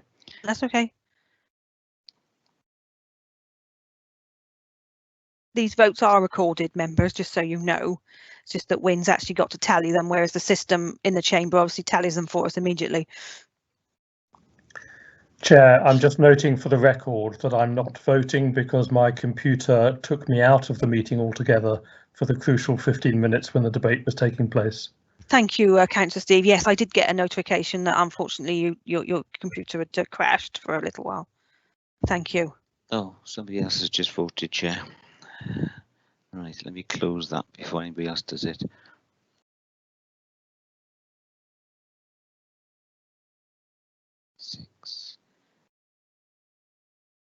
Just 26, 29, 28. Right, okay, Chair. It's 28 for, 28 against, 2 abstentions. Thanks, Wynne.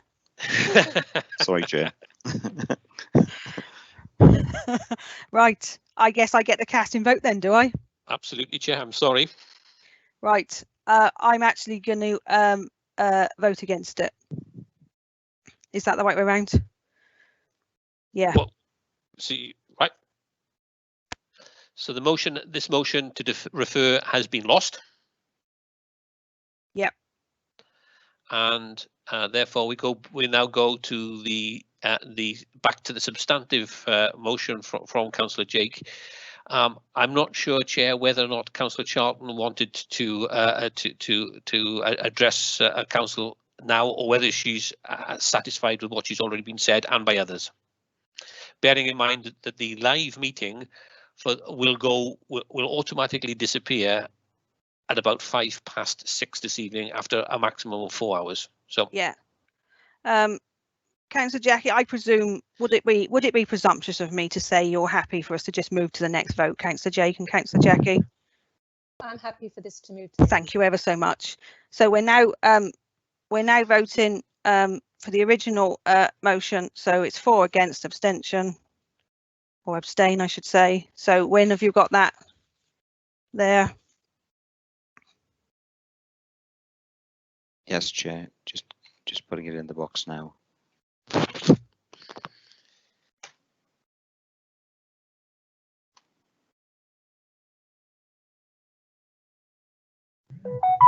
Chair, this is voting now for the motion, isn't it? Yeah, I'll explain now when we've got it up, Councillor Karen. There we are. So it's back to the original, back to your agenda as per you're voting for, against, or abstaining against the notice of motion to declare the climate emergency as pointed out in 1 to 5 of on your papers and previously. So Councillor Emir, your vote, please. Against. Thank you. Councillor Clare. Sorry, I'm just trying to do it electronically, Chair. Okay, are you? Shall I come back to you in a mo? I think I've done it. Yeah, all done. Lovely. Thank you. Mine hasn't come up yet. Councillor Cath, do you want to vote verbally or do you want to? I'm abstaining. Right. Got that, Wynne? Yes. Councillor David Evans. David, have you?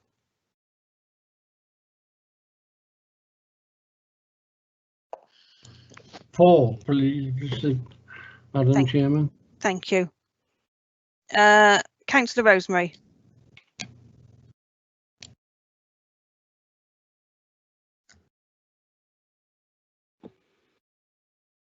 Sorry, Chair, I couldn't unmute.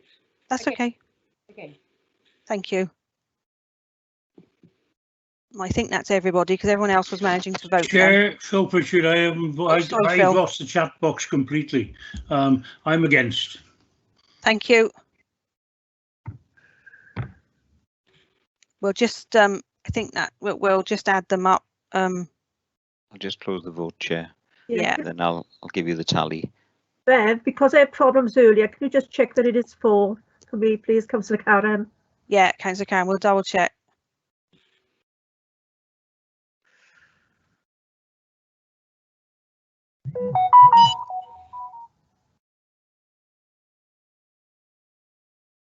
That's fine, Chair. Thank you.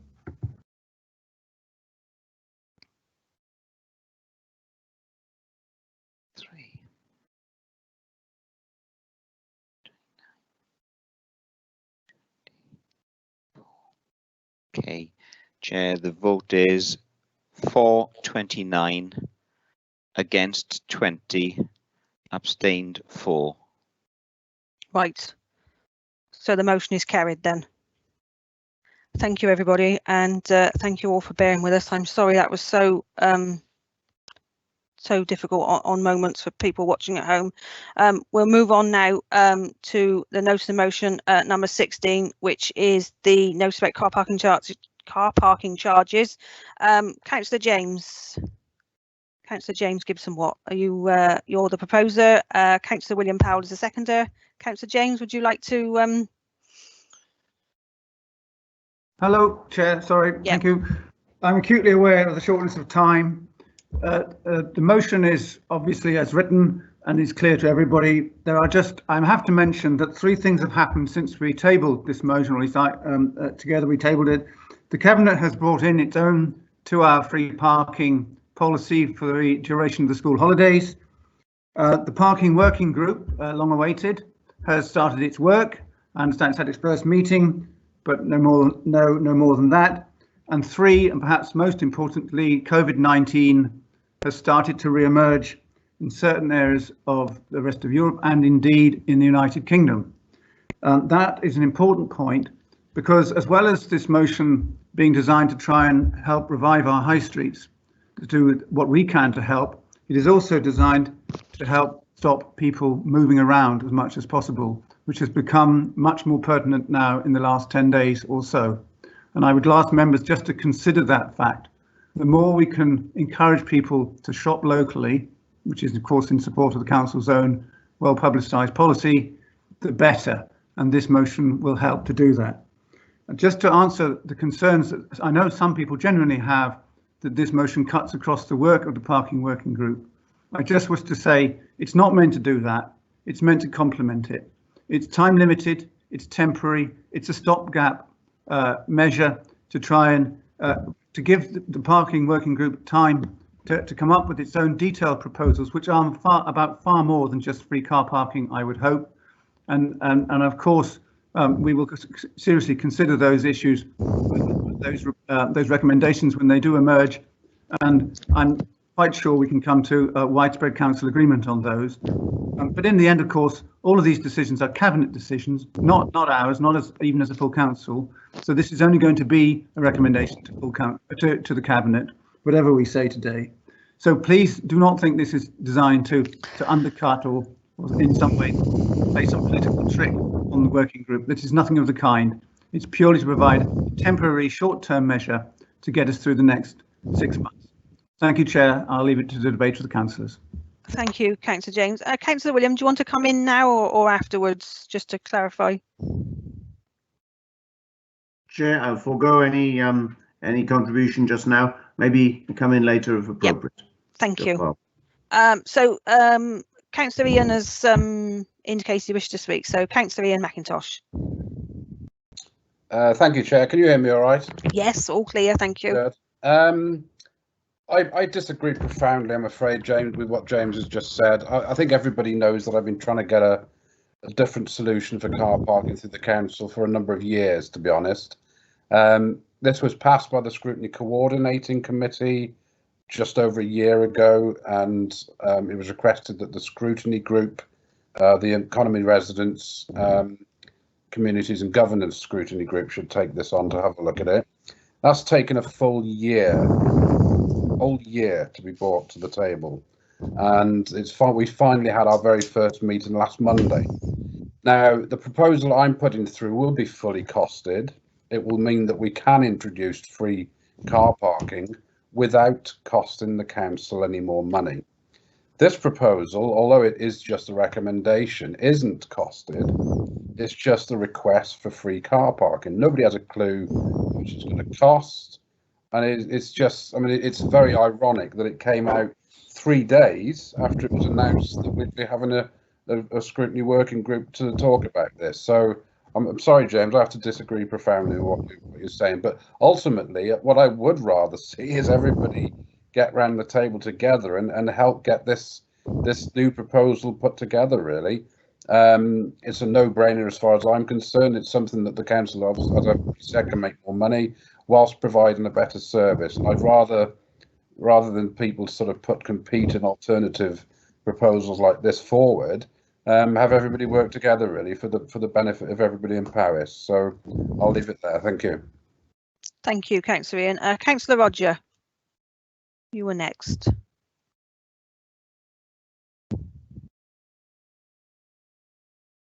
You there, Roger? We can't hear you. I would just like to move that the motion be put, because I think all the arguments have been had. Thank you, Councillor Williams. I will just allow Councillor Harwin as the portfolio holder to come in, and then I take your point on board. So thank you, Councillor Harwin. I do think it's important as portfolio holder she has an opportunity to respond. Thank you. Thank you, Chair. Yes, as we all know, we've got the 2 hours free car parking now for the duration of the summer holidays. Last year, car park income generated 1.5 million for this authority. And for August alone, now, for the 2 hours free car parking, we estimate a total income loss of 125,000. As an authority, we've changed the policy, so we cannot reclaim this money back from the Welsh Government. and we have only just received confirmation that we will have our income covered for the first quarter, which covers April, May and June by the Welsh Government. So we're already in unknown territory. We do not know what's going to happen with regards to July's income. I'm aware residents are not visiting our high street, but that they are nervous and there's a total lack of confidence, and people are going out, our residents are going out, but they're choosing the countryside as a safer place to visit than our towns. I accept we will not receive the same income as last year, but we have to protect the service's finances. It is one of the services that has been hardest hit in most recent years. We have started work this week, as both Councillor James and Councillor Ian have alluded to, that we now have a cross-party working group to do a review of our car parking charges right across Powys. I've had a number of conversations with some of you, and I have said that I will listen. The lead officer that is coordinating the working group is hoping to have a tangible document in approximately 4 weeks, and with a view to it going before scrutiny at the end of September. We cannot take this motion forward today because we need to have this robust review before any further decisions are made regarding car parking charges. Thank you, Chair. Thank you. Councillor James, do you want to just let Councillor Peat go first? And Councillor Peat, Yes, you can be yes, the please, last yeah. speaker, then we'll Yeah. come back to Councillor James and Councillor William, and then we will vote on the matter. So Councillor Peat, you'll be the last open member to speak. I'll go without video. I think it's important that we ensure that our high streets and our businesses are protected through the autumn period. We're already identifying stresses on them. We're seeing furlough probably coming to an end at that point. I'm really looking forward to what Councillor Ian is bringing forward as a long-term sustainable solution. But the portfolio holder has already indicated that the month of September will run through before that even comes to scrutiny, let alone comes to Cabinet for a decision. As Councillor James said right at the start, this is a stopgap measure. This is there to allow our chambers of trade to promote our towns to tourists coming in after the school holidays. It is going to cost money, but how much more money would it cost us to lose businesses, to have individual shop workers having to claim council tax benefit because they have no source of income?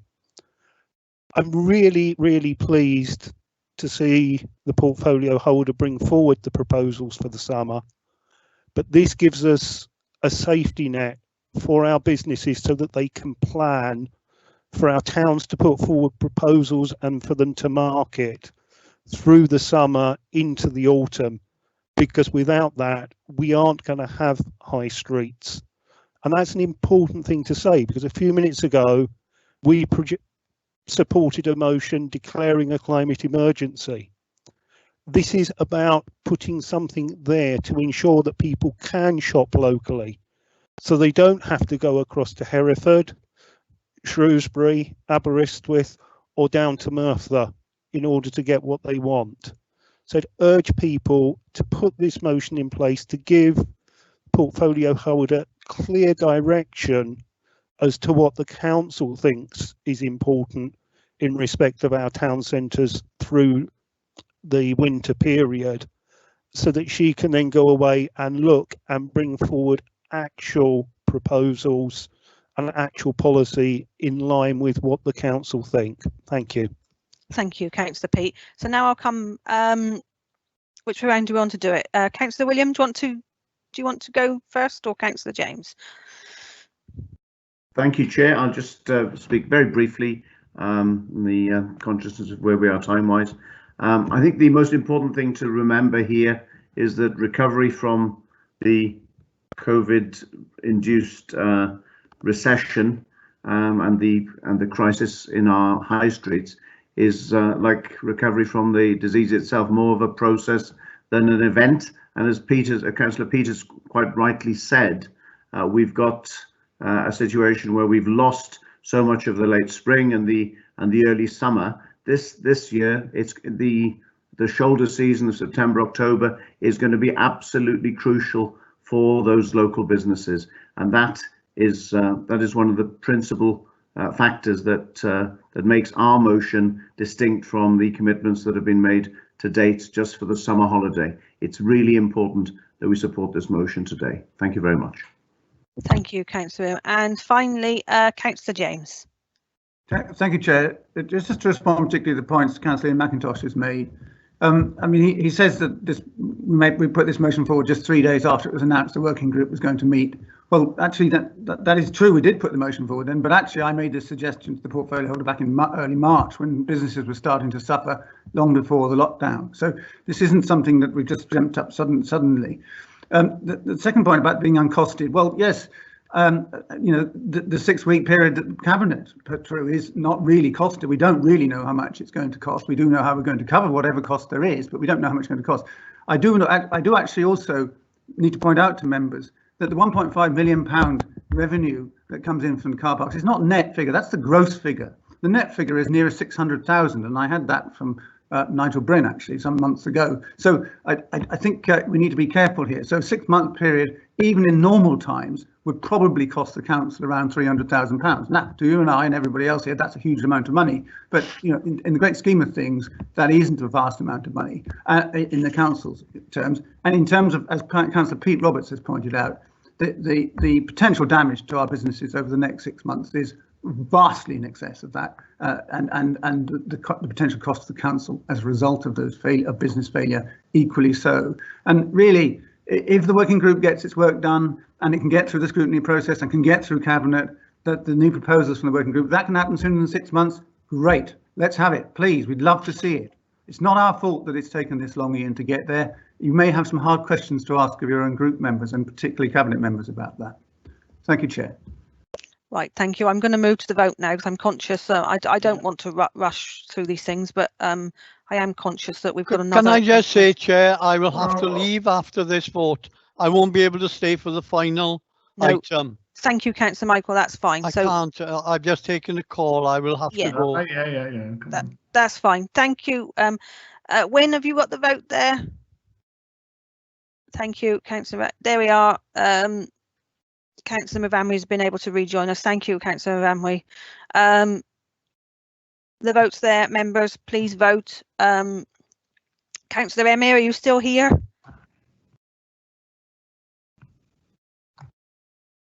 Councillor Emir, do you want to vote verbally?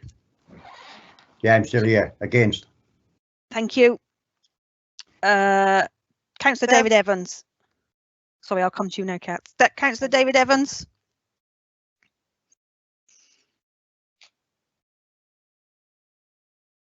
I'm not sure where David is. It's fine. Go on, Councillor Kath. Are you? Yeah, sorry, it's not coming up for me again. I'm against.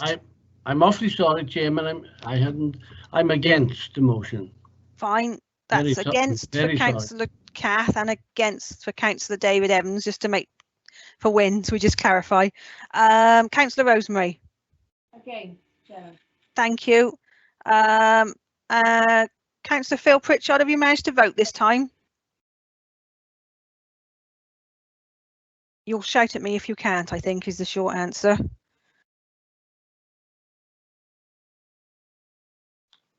So I think everybody's probably voted that is still with us, that isn't able to vote with the technology. I think so, Chair. I'll close the vote. Thank you, Wynne.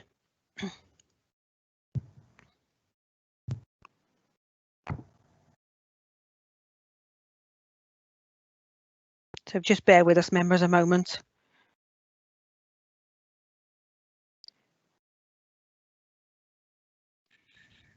So the vote, Chair, is 23 for, 30 against, 3 abstentions. Fine. So the motion falls. Thank you, members. We'll move on now to the final notice of motion, which is item number 17 on the agenda. Let's see if we can get through this before the webcast cuts off. Councillor Hugh and Councillor Sue, proposer and seconder. So Councillor Hugh, I'll come to you first. Yeah, Chair, I'll try my best to help you. Don't worry. Thank you for being patient. No. It's important for this area. Chair, I recognise that all towns in Powys have suffered during the lockdown period caused by COVID-19. This motion is not asking for any disinvestment or less support or appreciation of the difficulties experienced by all communities in Powys. It does, however, ask for a task and finish group to be set up, consisting of members, officers, and local stakeholders to address specific additional issues pertinent to my ward and surrounding in the Ystrad area. These issues were highlighted in a recent report written in April by the Centre for Towns organisation regarding the effect of the COVID-19 pandemic on populations, and focuses on where the impact of COVID-19 is most likely to be felt. The Centre for Towns organisation is an independent, non-partisan research and analysis organisation. The report's measure of absolute deprivation combines its social, economic and isolation indices, which lists Ystrad at number 11 of 20 towns with the worst economic well-being in England and Wales. Ystrad was already recognised in the Wales Index of Multiple Deprivation as the most deprived areas in Powys. It's a damning report, and I'm a bit ashamed. I'm Ystrad born and bred. It's a proud former coal mining valley community. I'm proud of my roots, the local history with its cultural and industrial heritage. How can we have got here? I'm not asking for handouts, no way. But I can't watch as this area declines. And I don't believe the members of Powys County Council do. This motion asks for a specific response to particular issues highlighted in this independent report. There are inherent post-industrial issues in this area, and we need to put in place clearly defined and measurable plans to tackle continued deprivation and health inequalities. It needs urgent action. I've had previous correspondence with the portfolio holder, and I thank him for his response. But when you get paragraphs that start with "I note," "to be considered," "work towards," work closely with, it's not what we want. We want action. I am putting the motion. I will truncate this, Chair, but I want to put before the Council the motion as it stands, that this Council resolve to establish an urgent task and finish group with members, officers and stakeholders to consider: 1, consider the findings of the Centre for Towns report; 2, to develop an economic strategy for Ystrad that focus on the recovery, support for businesses and skills; and 3, put in place clearly defined and measurable plans to tackle deprivation and health inequalities. Chair, I could have said more. I'm hoping I've put it over the way I feel. This is a proud area. We don't want help. We want somebody to come down here and listen to us and act. Thank you. Thank you, Councillor Hugh. Councillor Sue, do you want to speak now? I'll come in at the very end. That's fine. That's fine. At the moment, I don't have any hands being raised at me, but that might change slowly as the Does anybody want to say anything? I'm so sorry, Councillor Hu. We're all exhausted. It's surprising how exhausting these online meetings are. But yes, it's all right. My internet's kicked in now. Oh my goodness, they're all going now. Who was first? So Councillor David Thomas is first. Councillor David. Thank you, Chair. I just want to emphasise really what Councillor Hu has said. I live to the north of Ystrad-Gynllais. Tawichaf isn't part of the Ystrad-Gynllais town itself, but certainly we're totally dependent on the town for many services. But what's important about this motion is the fact that we're not saying that we don't want to see economic growth, economic development, etc., and support for businesses in the other towns in Powys. The key sentence is that Ystrad-Gynllais is ranked as one of the 20 most deprived places in England and Wales. Now you stop and think about this as Powys County Councillors. That's not just Wales, it's England and Wales. Ask yourselves how many towns there are in England and Wales, and yet we've got one. It's number 11 in the top 20 in Powys itself. It's nothing to be proud of. So what we're asking for is, and as I said, we want to see economic support and growth, development, etc. in the other towns of Powys, but we just want to see something specific done to support Ystrad-Gynllais, particularly with regard to deprivation and health inequalities. And I think it's very, very important we make that distinction and we don't get blinded by this idea that we're saying, oh, let's give this to Ystrad-Gynllais and forget about all the other towns. Thank you, Chair. Thank you, Councillor David. Councillor James Evans was next. I think it'd be better, Chair, if I come in near the end of the debate, just so I can hear the comments made by the members. Thank you. Okay, thank you. So, Councillor Sandra. How's that working? Thank you, Madam Chair. I have to support my colleagues, obviously, because I am from this area. I don't live in the town of Ystrad-Gynllais, but a neighbouring town of Cwm Torch. And I did go to a minister a number of years ago to make a special plea for part of Cwm Torch, the ward in which I live, and that was for the Gurnas Centre, which has been confused many a time with the town that is in Merthyr. Coming back to the real point, what happened after my going to a minister outside of Powys to ask for help and support? I did get it, fortunately. There was some money that was available and it was extended to the Swansea Valley money at that time, because Ystrad-Gynllais is right at the tip of Powys. We have the Brecon Beacons between Ystrad-Gynllais, Brecon and Llandrindod Wells. People have to travel up through the Brecon Beacons and into Llandrindod Wells to our county hall, which is many, many miles away from Ystrad-Gynllais.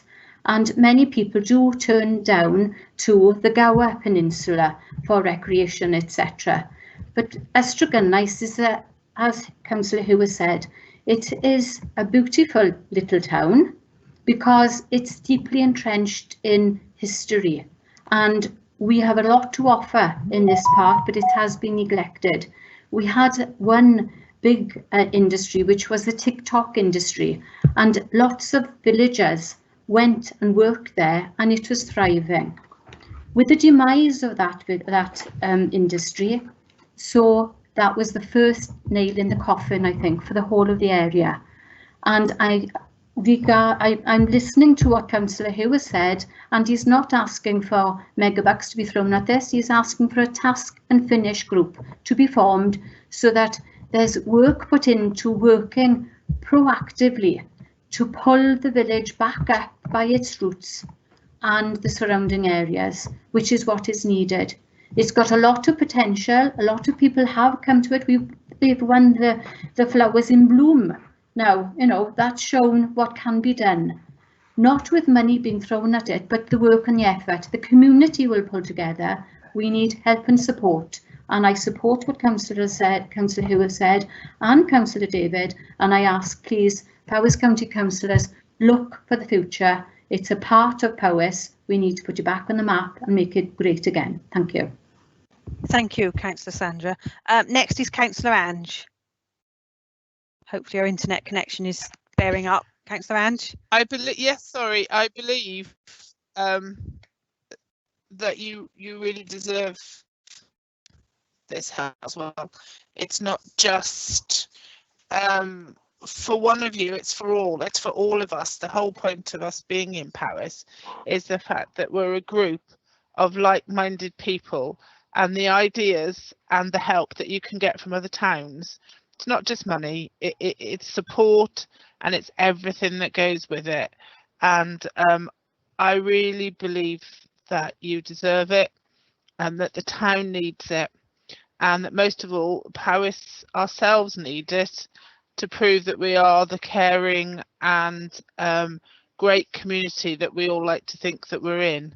I know we've all got slightly deprivated areas in our towns which we would like to do something for, and we all pull together to do it.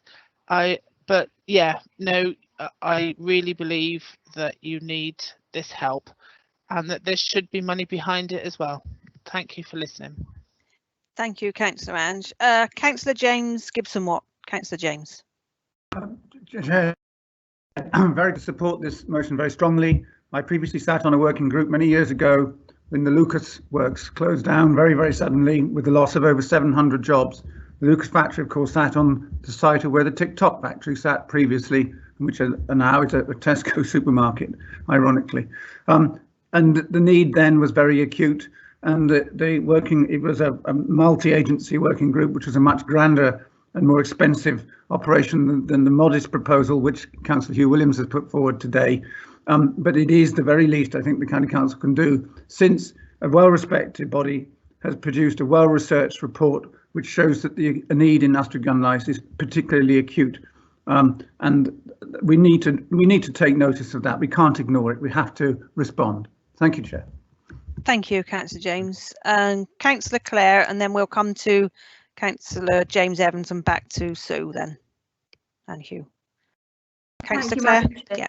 Thank you, Madam Chair. I will happily support Councillor Hugh on this motion. I've worked within Penrose Youth Club for many years during my time within the youth service, and is a fantastic community.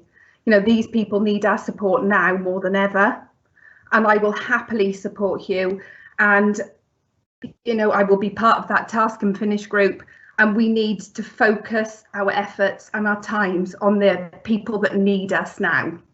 So thank you, and thank you, Councillor Hugh, for bringing this up.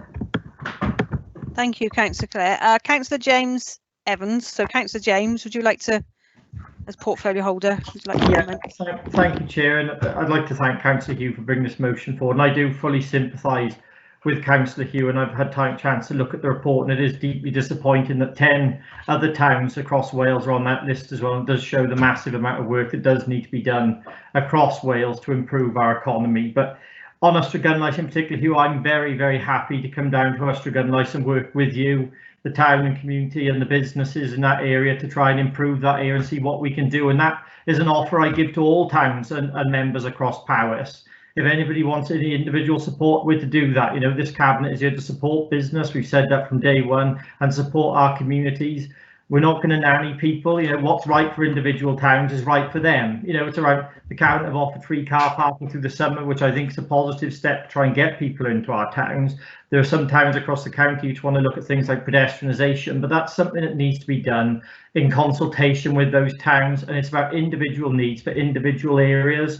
Now, there's a number of projects, the Global Centre of Rail Excellence, which is coming often in Ustrey-Gunlice, and I'm very pleased that the planning committee in the week supported part of that application going forward. But there's been some things in the pipeline for a while which haven't come off. The Valleys Regional Park, for example, which is going to open up a gateway from the north of Ustrey-Gunlice, and unfortunately that wasn't supported by the Welsh Government. But we need to try and do more to help your area, Hugh, and I'll leave it up to members to decide, but I'm very happy to come down and support you and the members in Ustrey-Gunlice as much as I can. Thank you. Thank you, Councillor James. So I'll go to Councillor Sue first, and then we'll come back to you then, Hugh, afterwards. So Councillor Sue, would you like to have your... Thank you, Madam Chair. Can you hear me? Yes, hear you. Thanks, Sue.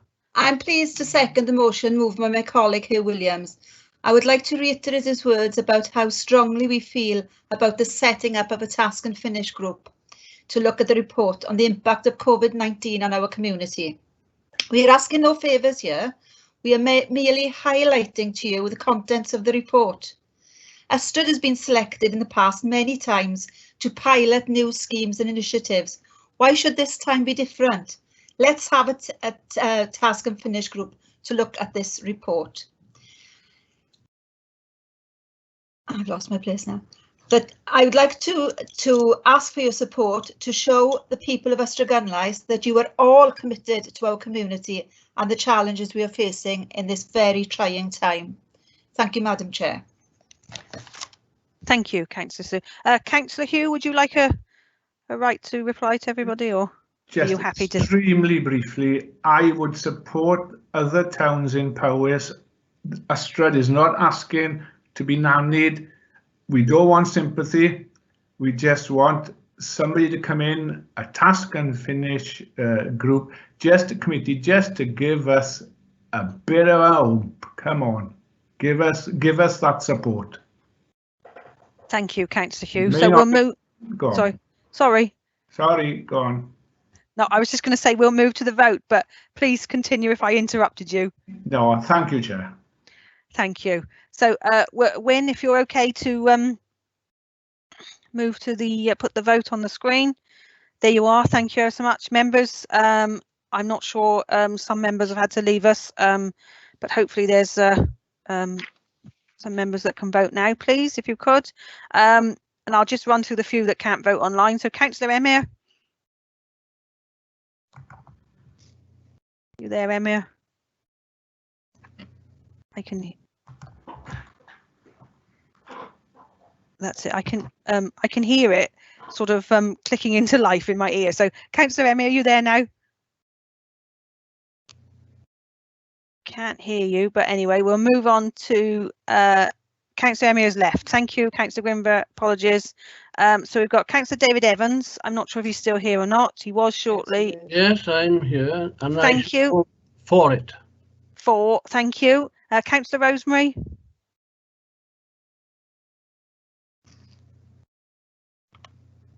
Are you there, Councillor? Oh, I know you're there, Councillor Rosemary. Sorry. Sorry, a few problems unmuting there, and I can't get my camera to come back on. That's okay. Oh. Thank you. Thank you. Was there anyone else that's left with us that couldn't vote? I think we're okay, aren't we? No, I can't get in. Kath, sorry, Kath. Four. Thank you. Are we okay to close the vote, Wynne, do you think? I don't know how we're doing. Chair, we've got 43 members have voted. That would be 44. Members need to have faster fingers. Right, I'm going to close it, Chair. It's just not coming up on my. No, don't worry, Kath. I don't know what it is. It's okay if there's one or two people that can't vote, which is why Wynne's counting. You know, to do it verbally is fine. It was just an anxious moment. If there's 73 members online and we had to run through 73 members to do an online vote every time, would have been extremely painful. But if there's one or two, it's fine. No problem at all. Okay, Chair. The result is 435. Against 7, abstained 5. Thank you. So the motion is carried. Thank you.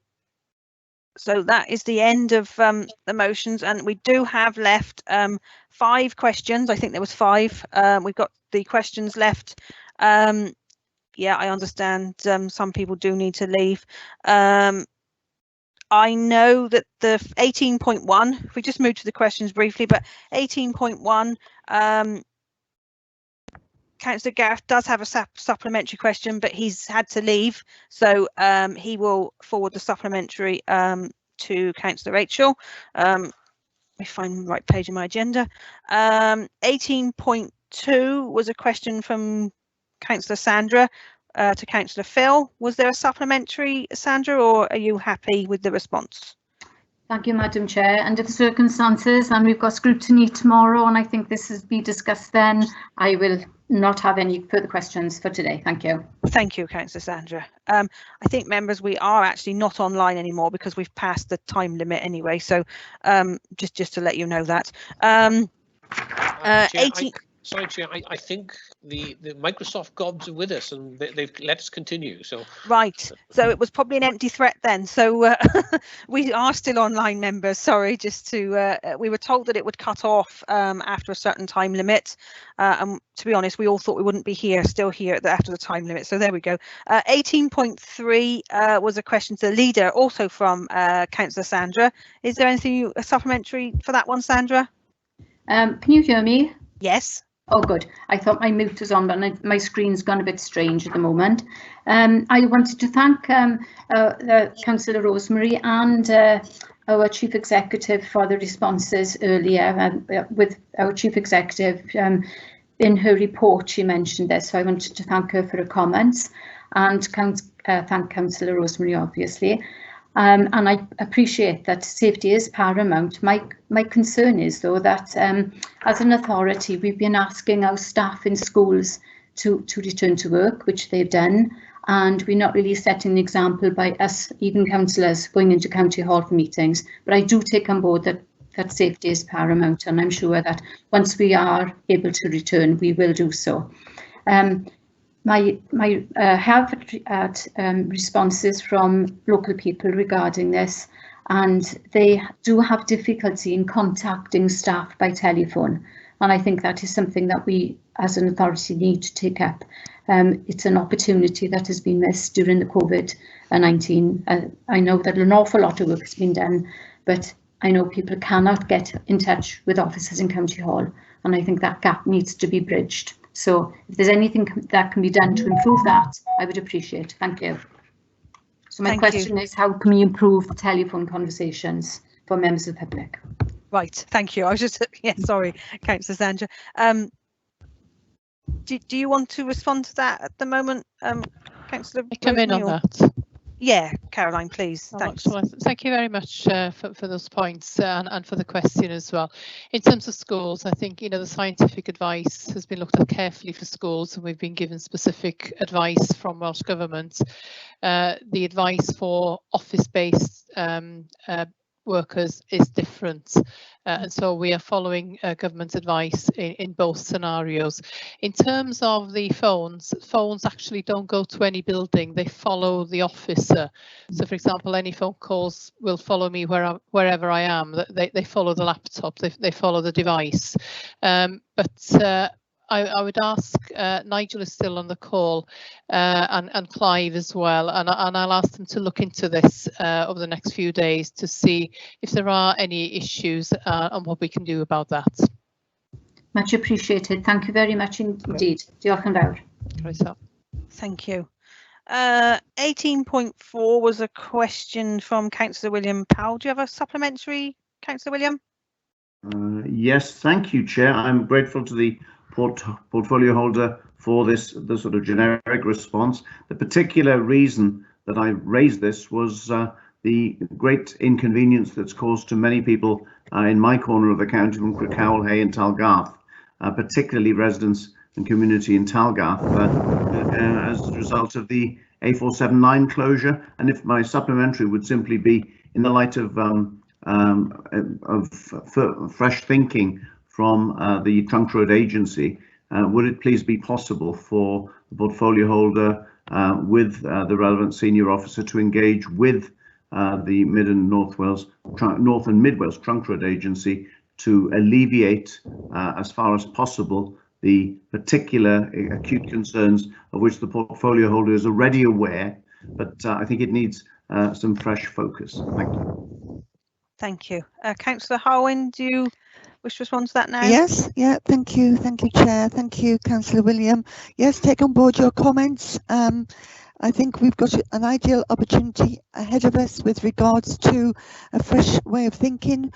I am going to have a new head of service now in September, so it'll be an ideal opportunity to have some fresh thinking behind it all. Thank you, Councillor William. Thank you. And the next one is also the same, isn't it? It's from you, Councillor William, again, to Councillor Harwin. Well, I appreciate the portfolio holder's response. Clearly, she's not minded at this moment to grasp the initiative that